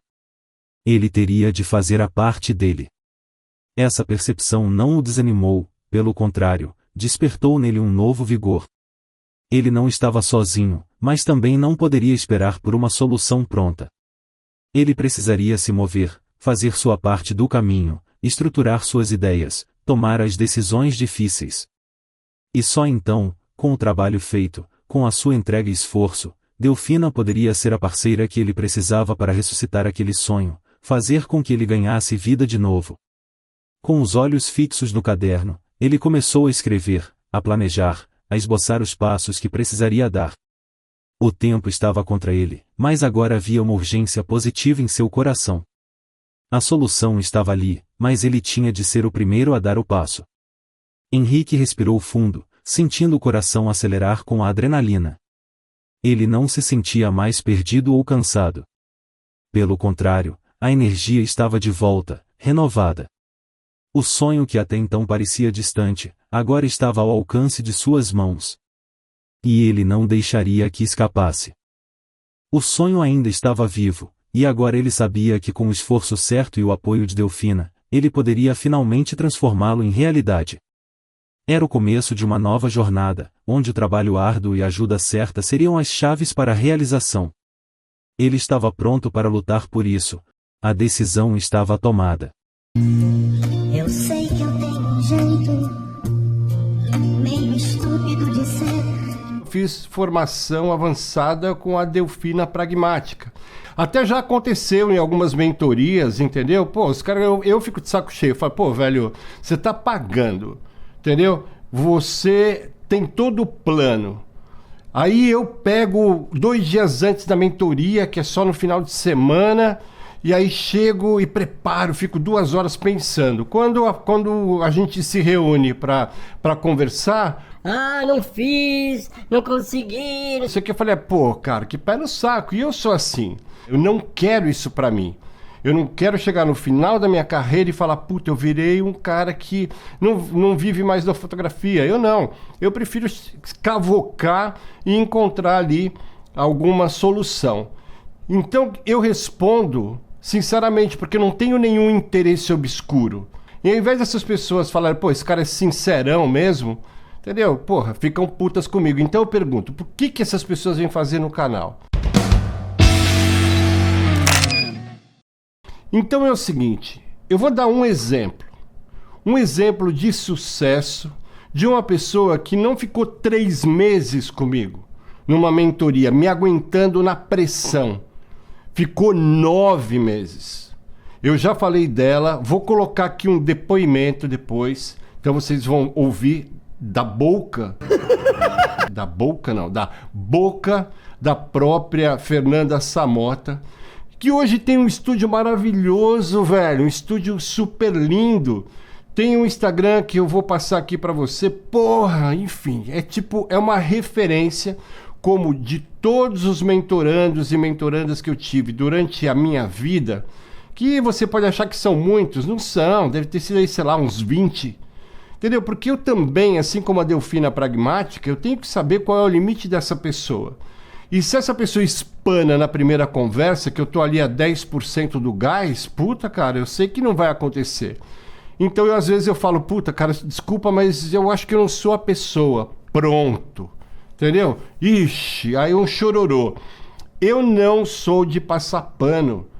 Eu não passo pano pra mim, porque eu não tenho... eu não tenho que dar desculpa, senão eu não pago as contas, meu casamento desaba, entendeu? Por quê? Porque, pô, minha mulher também não é tonta, ficar com um cara chororô do lado. Então, assim, eu sou como eu sou. Eu aprendi que a sinceridade que o Miro teve e que eu agradeci foi a melhor coisa, é o melhor sistema. Ele mudou a minha vida e hoje eu venho, depois de mais de, sei lá, 25 anos, talvez, até um pouco mais, agradecer publicamente porque o cara foi duro mesmo. Chegou no meio de todo mundo e falou, meu, seu trabalho é inconsistente. Aprende. Entendeu? E eu ia ficar puto com o cara. Então você entende que, porra, eu não tenho paciência, velho. Desculpa, se você ficou puto comigo, vem aqui, começa a vomitar faísca. É porque você foi estúpido. Porque não sei o quê. Eu sou pra você. E pra outras pessoas, como eu vou mostrar agora, eu sou aquilo que é a representação da amizade, do amor pela fotografia e da sinceridade, da honestidade. Mas se você quiser, você vai ter do lado, cara, alguém que vai entrar no teu barco. Imagina, eu largo a minha empresa que está funcionando direitinho, mas que tem, dificuldade, entendeu? Tem meses que cai, então eu tenho que dar um jeito. Eu mostro isso, eu não fico inventando, entendeu? Mas então, para parar, para conversar inclusive com gente que entra no meu WhatsApp pedindo ajuda e espera que eu seja o simpático vendedor, não vai rolar. Entendeu? Então acho que essa conversa de hoje, inclusive esse vídeo, eu vou mandar para muitos. Você, vai lá e assiste o vídeo, velho, entendeu? Depois, se você achar que está preparado, vem aqui e a gente conversa, entendeu? Porque a gente vai conversar papo reto. Você vai saber que eu não estou aqui interessado na tua grana. Eu estou aqui interessado em fazer um serviço onde você tem que dar 100% dos seus 50% e eu também. Agora, se você não der a sua parte e achar que eu sou o culpado, vai se lascar, entendeu? Assim, pode ficar chateado comigo, achar que eu sou estúpido, porque isso, para quem gosta de gente honesta, que eu gosto e aprendi muito com a minha vinda para cá, beleza, entendeu? Vamos trocar uma ideia. Eu não tenho que ficar aqui, sabe essa coisa? Faça vídeos de 11 minutos, porque é isso que as tendências... Pô, você tá louco? 11 minutos não consigo nem falar bom dia pra você, entendeu? Isso aqui é um canal diferente, velho, entendeu? E se não gostar, não gostou. Então vamos ver aí uma história de sucesso. Se gostar, fica aqui, que é nóis, tá bom? Olha, segue aí, eu vou contar a história da Fernanda Samota, depois a gente encerra, tá bom? Vamos lá. Fernanda Samota, um beijo, amo você. Olá, meu nome é Fernanda Samota, eu sou fotógrafa em Belo Horizonte. Eu tô aqui hoje para falar de uma pessoa que me é muito querida. Antes, meu mestre, hoje meu amigo querido, Fernando Bagnola. Foi o Fê que me ensinou mesmo a gostar da fotografia, a saber o que eu queria dela.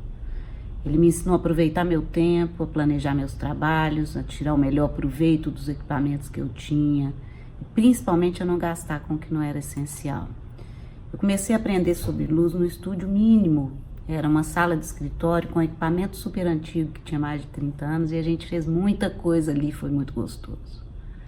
Foi ali que eu realmente digo que eu comecei a fotografar, saber o que era fotografar, saber o que eu estava fazendo. Meu trabalho com fotografia, com família, com grávida, com crianças, que eu amo, quem me conhece sabe disso, teve uma melhora significativa depois de conhecer o Fê, depois do curso com ele, sabe?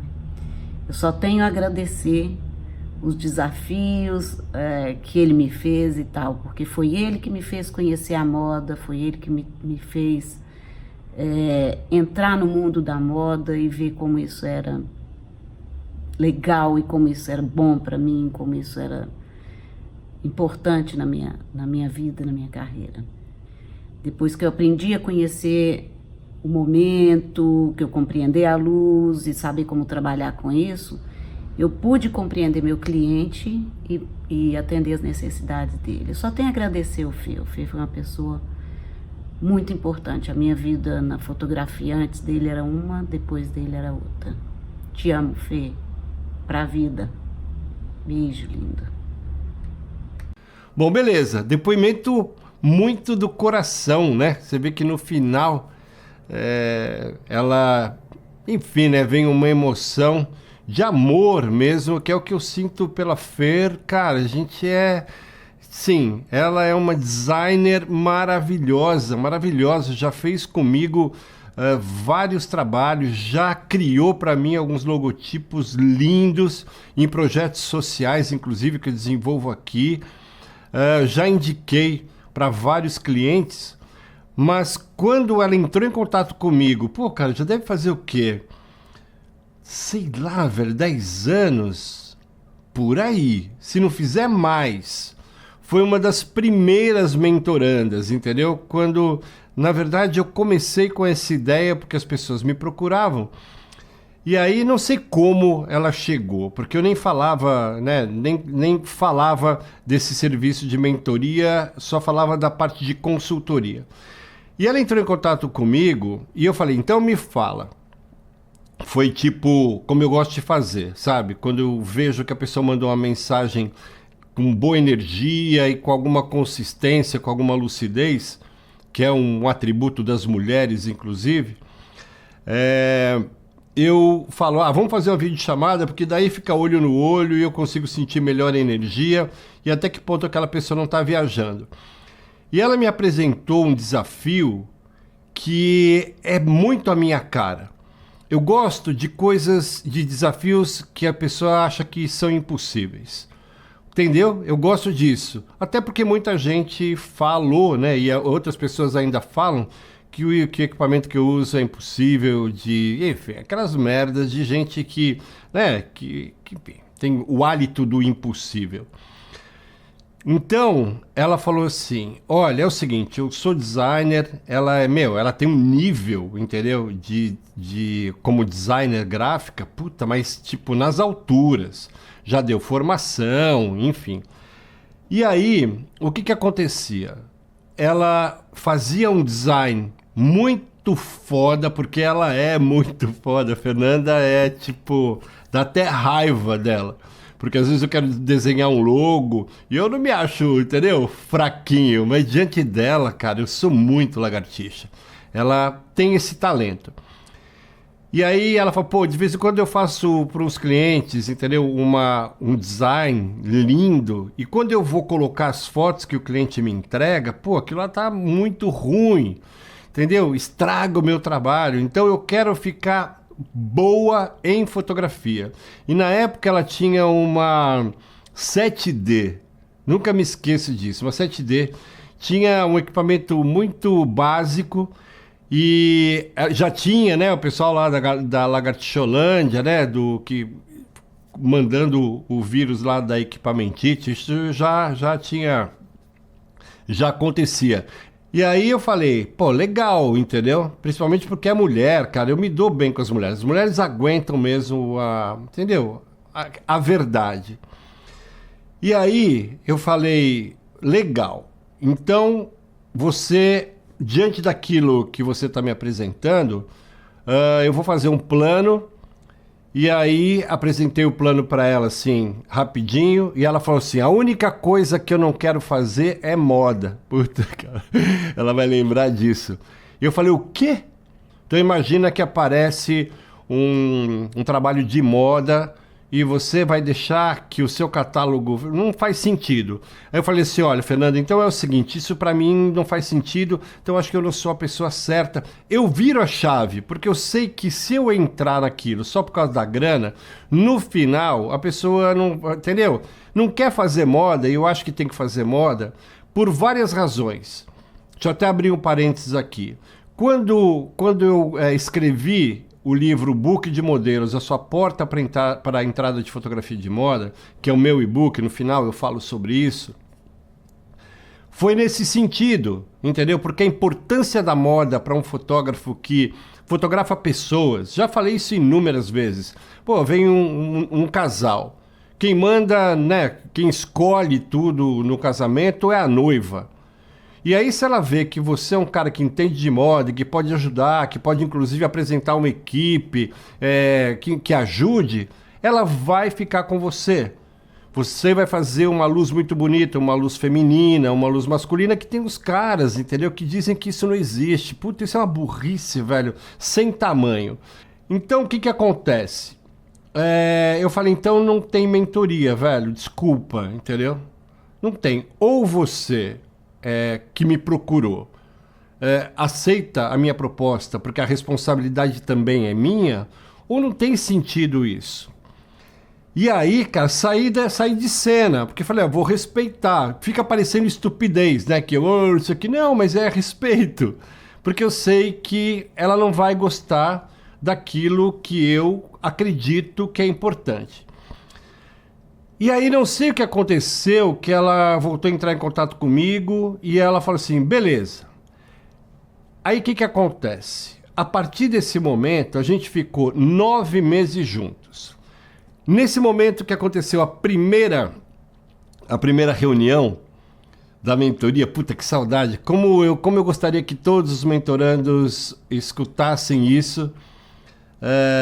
Eu falo, né, sempre que para mim a Fernanda é a que está no topo, no pódio, assim, em primeiro lugar e ninguém consegue tirar há muito tempo. Tem gente que é legal, mas fica sempre dá entendeu? Falta alguma coisinha e eu sempre indico, pô, vai lá, fala com a Fernanda, tal, eu tento ajudar de qualquer forma.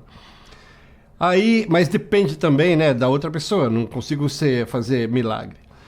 Bom, beleza. Daí a gente marcou a nossa primeira reunião da mentoria. E aí eu pedi para ela me mostrar na câmera, né, na webcam, mostrar o espaço. Porque eu falei, cara, é o seguinte, se você quer ser fotógrafa, você precisa de um estúdio. Então aquela pressão que já era de moda, né, acabou também recebendo uma pressão adicional. Eu já comecei a acelerar, porque... ela ia precisar, em algumas situações, de um estúdio pequeno. Caso o estúdio fosse muito pequeno, ela alugaria outro e colocaria nos orçamentos, tal. E aí eu lembro que ela ficou meio assustada, entendeu? Enfim, né? Tudo aquilo que já tinha acontecido e que ela tinha, enfim, aceitado. Agora, mais pressão, porque eu sei que ela ia precisar de um estúdio pequeno. Porque, enfim, ela queria ser fotógrafa. Então, o fotógrafo tem que ter um estúdio, pelo menos, mínimo, para fazer um trabalho ali, meio corpo, vai. Então, dentro da minha cabeça, mudou o plano de negócios, certo? Porque ela passaria a ser uma designer, que já tem um nome, né? Já tem um peso, já tem uma estrada confiável, já muito bem pavimentada, ia colocar dentro do modelo de negócios um novo plano de negócios que oferecia para o cliente, e aí ela podia ter até uma certa flexibilização no preço do design, porque ela oferecia tanto o design como a fotografia. Então eu falei, cara, isso vai dar super certo. Você, enfim, né, pode ter preços melhores e tal. E eu senti que aquilo ali estava indo muito rápido, entendeu? E eu falei, o máximo que pode acontecer, ela fala, não, entendeu? Obrigado, foi muito bom te conhecer, mas você, entendeu? É maluco. E eu falei, tá bom, né? Um beijo e tchau. eu me recordo que ela começou a caprichar, porque ela é designer, então ela pegou, fez um chão preto e branco de xadrez, parecia um tabuleiro assim de dama, sabe? Preto e branco. Puta, ficou lindo. Meu, e pra você ver que quando você abre a mente e você acredita nas coisas, o universo, ele dá um jeito, sabe? De fazer aquilo acontecer. Então, a gente tinha que falar de equipamento de iluminação, entendeu? E aí ela lembrou que o irmão dela tinha deixado um gerador da ATEC, aquele amarelo, porra, quem é dessa época sabe do que eu tô falando. Sabe o gerador de que tem, aqui eu acho que tinha 3 cabeças e que tinha uma campainha assim, né? Você clicava, ele disparava, tinha até célula fotoelétrica e tal. E aí ele fazia tá, entendeu? Parecia quando você tá voando de paraglider, né? O altímetro faz também isso. Tá, quando você tá descendo, ele faz tá, e aí você tem que subir. E aí a gente pegou e tava com medo, porque tava parado aquilo ali, parece que 20 anos, se não me falha a memória. E eu falei, Fer, é o seguinte, a gente não sabe se esses capacitores, na hora que a gente ligar essa porra, esse negócio vai explodir, entendeu? Então, pega uma extensão, liga numa tomada, sai da sala, aliás, acha uma tomada fora da sala, fecha a porta, entendeu? E vai lá e coloca, porque quando você ligar eu vou escutar o barulho e tal, e aqui eu já vou dizer para você se tá funcionando. Cara, você acredita que ela colocou a tomada, o negócio acendeu, e aí imediatamente fez aquele barulho, eu falei, cara, que demais, velho. Ela já tem a iluminação. Vocês entenderam como as coisas vão acontecendo na vida da pessoa que acredita? Porque a responsabilidade é minha. Então eu quero aproveitar o equipamento, inclusive o equipamento que eu conhecia, ao invés de falar, isso aí é equipamento velho, compra um novo, com TTL, entendeu? Porque esses caras, né, enfim, eles não conhecem profundamente o equipamento da mesma maneira que eu conheço. Então quando eu faço manualmente, fazer automaticamente é só virar uma chave. Agora, o contrário que eu quero ver, a pessoa que está acostumada, né, no videogame no automático, coloca no manual, você vai ver a verdade. E aí começou essa história. Ela começou a crescer tanto, passou para um estúdio dentro de uma agência de modelos muito legal. Aí depois construiu um estúdio no apartamento dela. Eu me recordo que ela gastou 50 mil reais só na reforma, construiu puta de um estúdio lindo, enorme, com ciclorama, entendeu? E hoje tem um estúdio maravilhoso. Inclusive você que está em Belo Horizonte, entendeu? Eu acredito que ela deva alugar, super bem equipado. E eu vou mostrar para você agora o Instagram dela e eu quero ver aquilo que... eu quero mostrar aquilo que eu antevi. Porque ela entrou tão forte na moda, começou a ficar tão respeitada no meio das equipes, né, que fazem a moda de Belo Horizonte. A pessoal, top, entendeu? Que faz... como é que é? Não é Minas Fashion Week. Enfim, o pessoal da moda mesmo, das grandes marcas, começou a ter contato com os maquiadores, com os produtores, e hoje faz revista de moda infantil, que ela adora, foto de família, como ela falou, entendeu? E aí tá aqui o Instagram dela, que prova que em algumas situações isso que eu fiz poderia ser, esse cara é maluco. E para as pessoas que acham que eu sou maluco mesmo, entendeu? Eu sei. E eu consigo identificar também, do outro lado, quando essa pessoa que está falando comigo é maluca, porque não tem ideia do que está falando. E aí o que eu faço?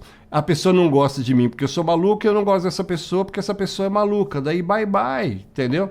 Mas é isso aí. Essa história da Fernanda eu acho muito legal. Segue ela lá nas redes sociais, porque ela é um exemplo. Ela é um exemplo. Hoje ela, para mim, como volto a dizer, é a minha maior campeã. Tá bom, Fê? Fazer essa homenagem a você. Ah, não, peraí, deixa eu contar uma coisa que eu esqueci. A gente fez 3 meses de mentoria, que é o normal. Aí as coisas começaram a dar certo, né? Essa grana começou a voltar, ela começou a sentir. Fizemos mais 3, num nível mais avançado, para outros mercados.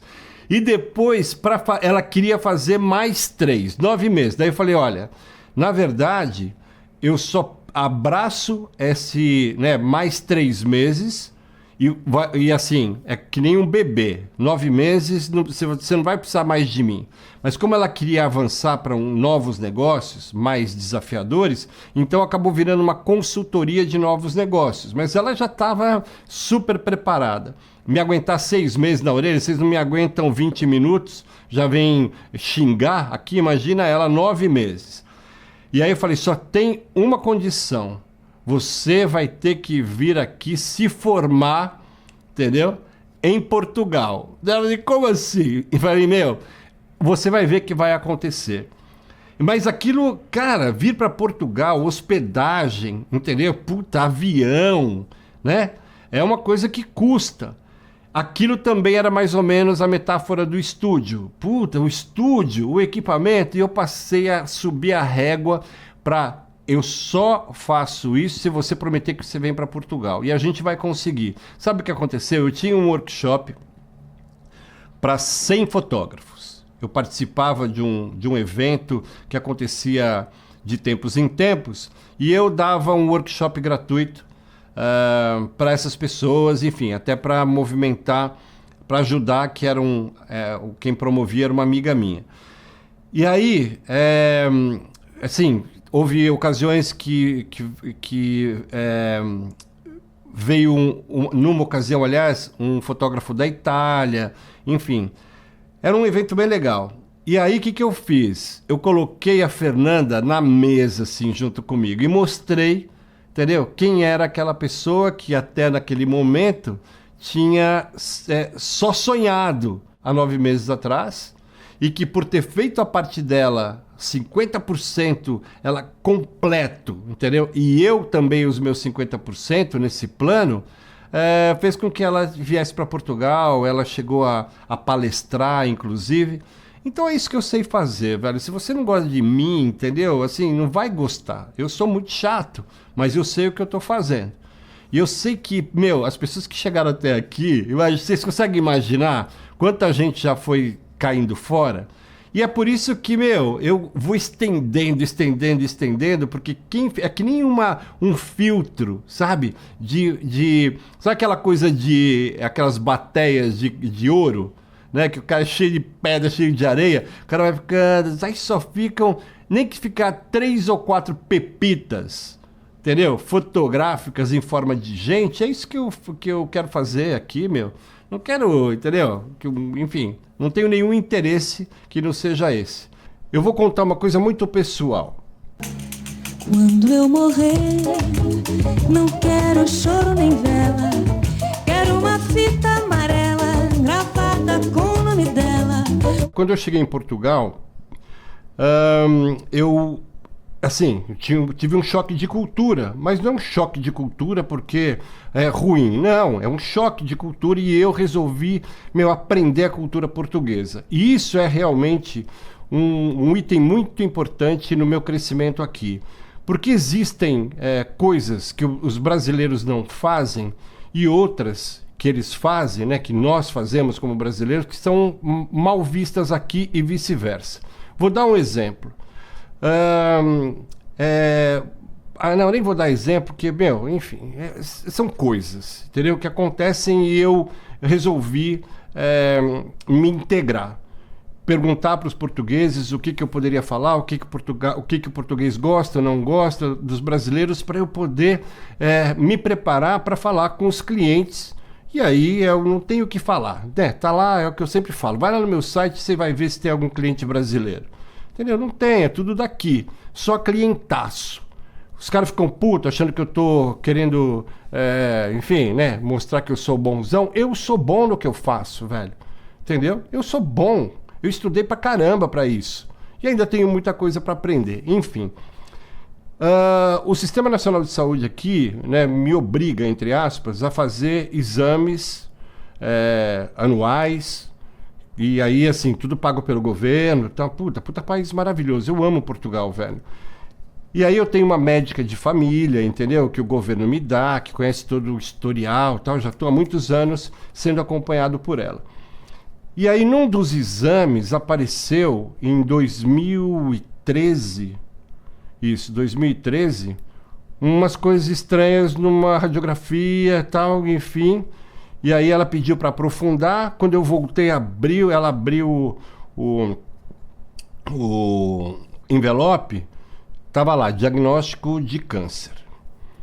E aí ela não falou, me encaminhou para um especialista do Hospital Santo Antônio aqui no Porto, que é, cara, um hospital também ligado a uma universidade. E aí eu fui lá. Aí, porra, né, câncer, você falava, oh, cara. E eu nunca me dei a chance de ficar com vitimização. Eu falei, pô, chegou a hora de eu morrer, beleza, é até bom, entendeu? Do que morrer de acidente que não dá tempo de despedir de ninguém, certo? Então vou viver pra caramba, vou fazer um monte de coisa que eu não faço mais e vou viver o que me resta, porque dá tempo. E aí cheguei assim, pensei, porra, cara, eu tenho sorte porque eu vou ter tempo de criar a minha roupa de morrer, porque, pô, tem uma camisa do Jimi Hendrix, cara, quando eu era adolescente, que ainda me serve, entendeu? Um pouquinho mais apertada, mas serve. Então eu falei, porra, não quero chororô, quero Jimi Hendrix, velho, entendeu?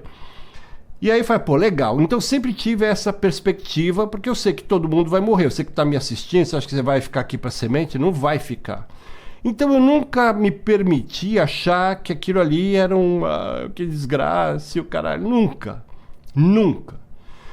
E aí eu fui ao médico. Cheguei lá, um médico sério assim, e ele abriu o computador, porque já a médica de família já tinha passado. Ele olhou para mim assim, cara, assim, o senhor tem câncer. Na verdade, eles falam cancro aqui. Ele olhou e falou assim, o senhor tem cancro. Meu, assim, tipo, sabe, sem vaselina. E aí o senhor... Aí eu falei, não, ele falou assim, o senhor tem cancro. Daí eu olhei pra ele assim, eu falei, pô, eu já sei, né? Ele disse, o senhor tem duas opções. Ou o senhor faz a operação, ou o senhor falece de cancro. E eu falei, pô, cara, que puta cara estúpido. E aí, tocou o telefone. Vê só, o que tava ruim, né, já ficou pior. Tocou o telefone, ele falou assim, com licença. Pegou o telefone e começou a falar no telefone com alguém. Daí ele falou assim, e eu ali, entendeu? Puto com o cara. E aí com o médico que me disse a verdade, né? E aí, que é a única verdade que interessa. Ou eu morro, ou eu opero. Então eu falo, pô, legal, tem cura, né? E ele me deu, da forma europeia, portuguesa, a notícia como, entendeu? Sem ficar querendo... Enfim, você já entendeu. E aí, ele falou assim no telefone, disse assim, olha, o seu pai já era velho, já tinha alguma idade, velho não, né? Já tinha alguma idade... Entendeu? As pessoas morrem. E eu, naquela coisa, entendeu? Brasileira, e eu posso falar porque eu sou brasileiro, então eu quero que se lasque se você que é brasileiro está se sentindo ofendido, entendeu? Eu tô falando porque eu sou brasileiro e cada um é cada um. Você vê que eu não sou muito... Não quero ficar aqui com simpatia. Tô contando uma história que é real. Principalmente se você quiser vir para Portugal. Até rimou. E aí...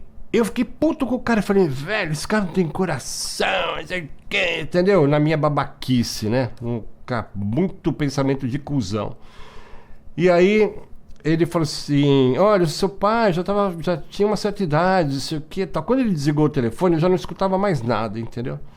Daí eu ainda lembro que eu fui meio mais babaca ainda. Puta, quando eu lembro disso, eu fico com vergonha de mim. Eu cheguei... E falei, ele falou, o que o senhor quer fazer? Eu falei, eu quero operar. Ele, ok, então vamos marcar essa cirurgia. E marcou a cirurgia, cara. Cirurgia que eu fui super bem atendido, não paguei nada, com uma equipe de médicos, cara, de um nível gigantesco. E aí, depois que eu fiquei... Daí eu fui acompanhado durante 8 anos. 8 anos eu tinha que ir lá fazer exames para ver se não tinha voltado. E aí, em 2018... Não, foi 2022, sei lá, não faz muito tempo. 2022, se não me engano. Eu fui... ele me deu o diagnóstico de cura. E nessas idas e vindas anuais, eu tive a oportunidade de falar com ele. Ele falou assim, ô Dr. Paulo, ele chama Paulo Príncipe. Ele é um rei, não é um príncipe. Puta, o cara é acadêmico, um cara fértil, tive a maior sorte, entendeu? E aí eu falei assim, eu vou te falar uma coisa, fiquei mais próximo dele, falei assim, deixa eu te confessar uma coisa. Pô, fiquei, né, falei, não falei, mas para você que é brasileiro, eu vou falar, não vou falar em português de Portugal. Mas eu cheguei e falei, pô, fiquei puto, entendeu? Porque puto aqui é criança pequena, olha que legal que é. Se você fala, porque aqueles putos, você tá falando, aqueles menininhos, entendeu? Você vê como é diferente? E aí eu falei para ele, vou falar em brasileiro. Pô, eu fiquei puto, entendeu? Com isso, com você, não sei o que e tal. E aí ele falou assim, Fernando, imagina o seguinte, eu recebo aqui, pelo menos por dia, 20 pessoas. Imagina se eu for conversar e querer ser muito simpático e dar espaço para aquela pessoa se vitimizar, entendeu? Pô, eu não trabalho e também eu tô aqui para curar. E aquilo, cara, aquilo é uma coisa que me mudou, entendeu? Primeiro porque quem tem câncer e fica curado não quer saber de lero-lero, velho, não quer saber de mimimi, entendeu? Vai direto ao assunto porque eu não tenho tempo para perder, a vida passa rápido. Então eu sou feito desta forma. E aí, depois a gente quase se encontrou no Japão, porque ele tinha um congresso para fazer em Tóquio, mas eu não estava em Tóquio, eu estava mais pro norte. E aí a gente não se encontrou, mas virou um puta de um amigo, entendeu? Um amigo gigante, cara. Depois eu fiz uma outra operação, porque teve que consertar ali, dar um retoquezinho e tal, enfim, na primeira, que já estava previsto, tudo de graça.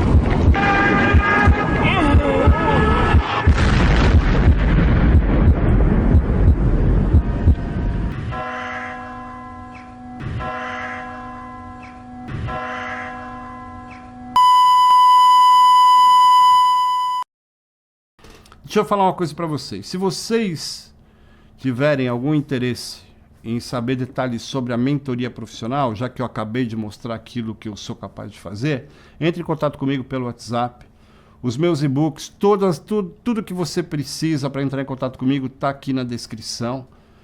Os meus e-books vão ajudar se você quer fotografar pessoas, se você quer entender como funciona a moda e como isso é importante para você numa conversa se destacar da concorrência, porque mostra uma informação que para uma noiva, por exemplo, é fundamental, saber, ou mesmo um retrato corporativo, saber que você consegue assessorar pela sua experiência com moda, ou pelo menos absorvendo num livro essa cultura, você consegue entender esse universo e deixá-la mais bonita, com uma luz feminina, entendeu? O homem com uma luz masculina, enfim, tá?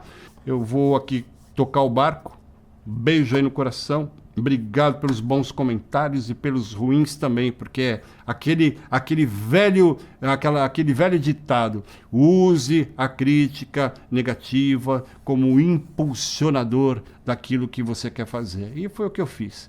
É isso aí.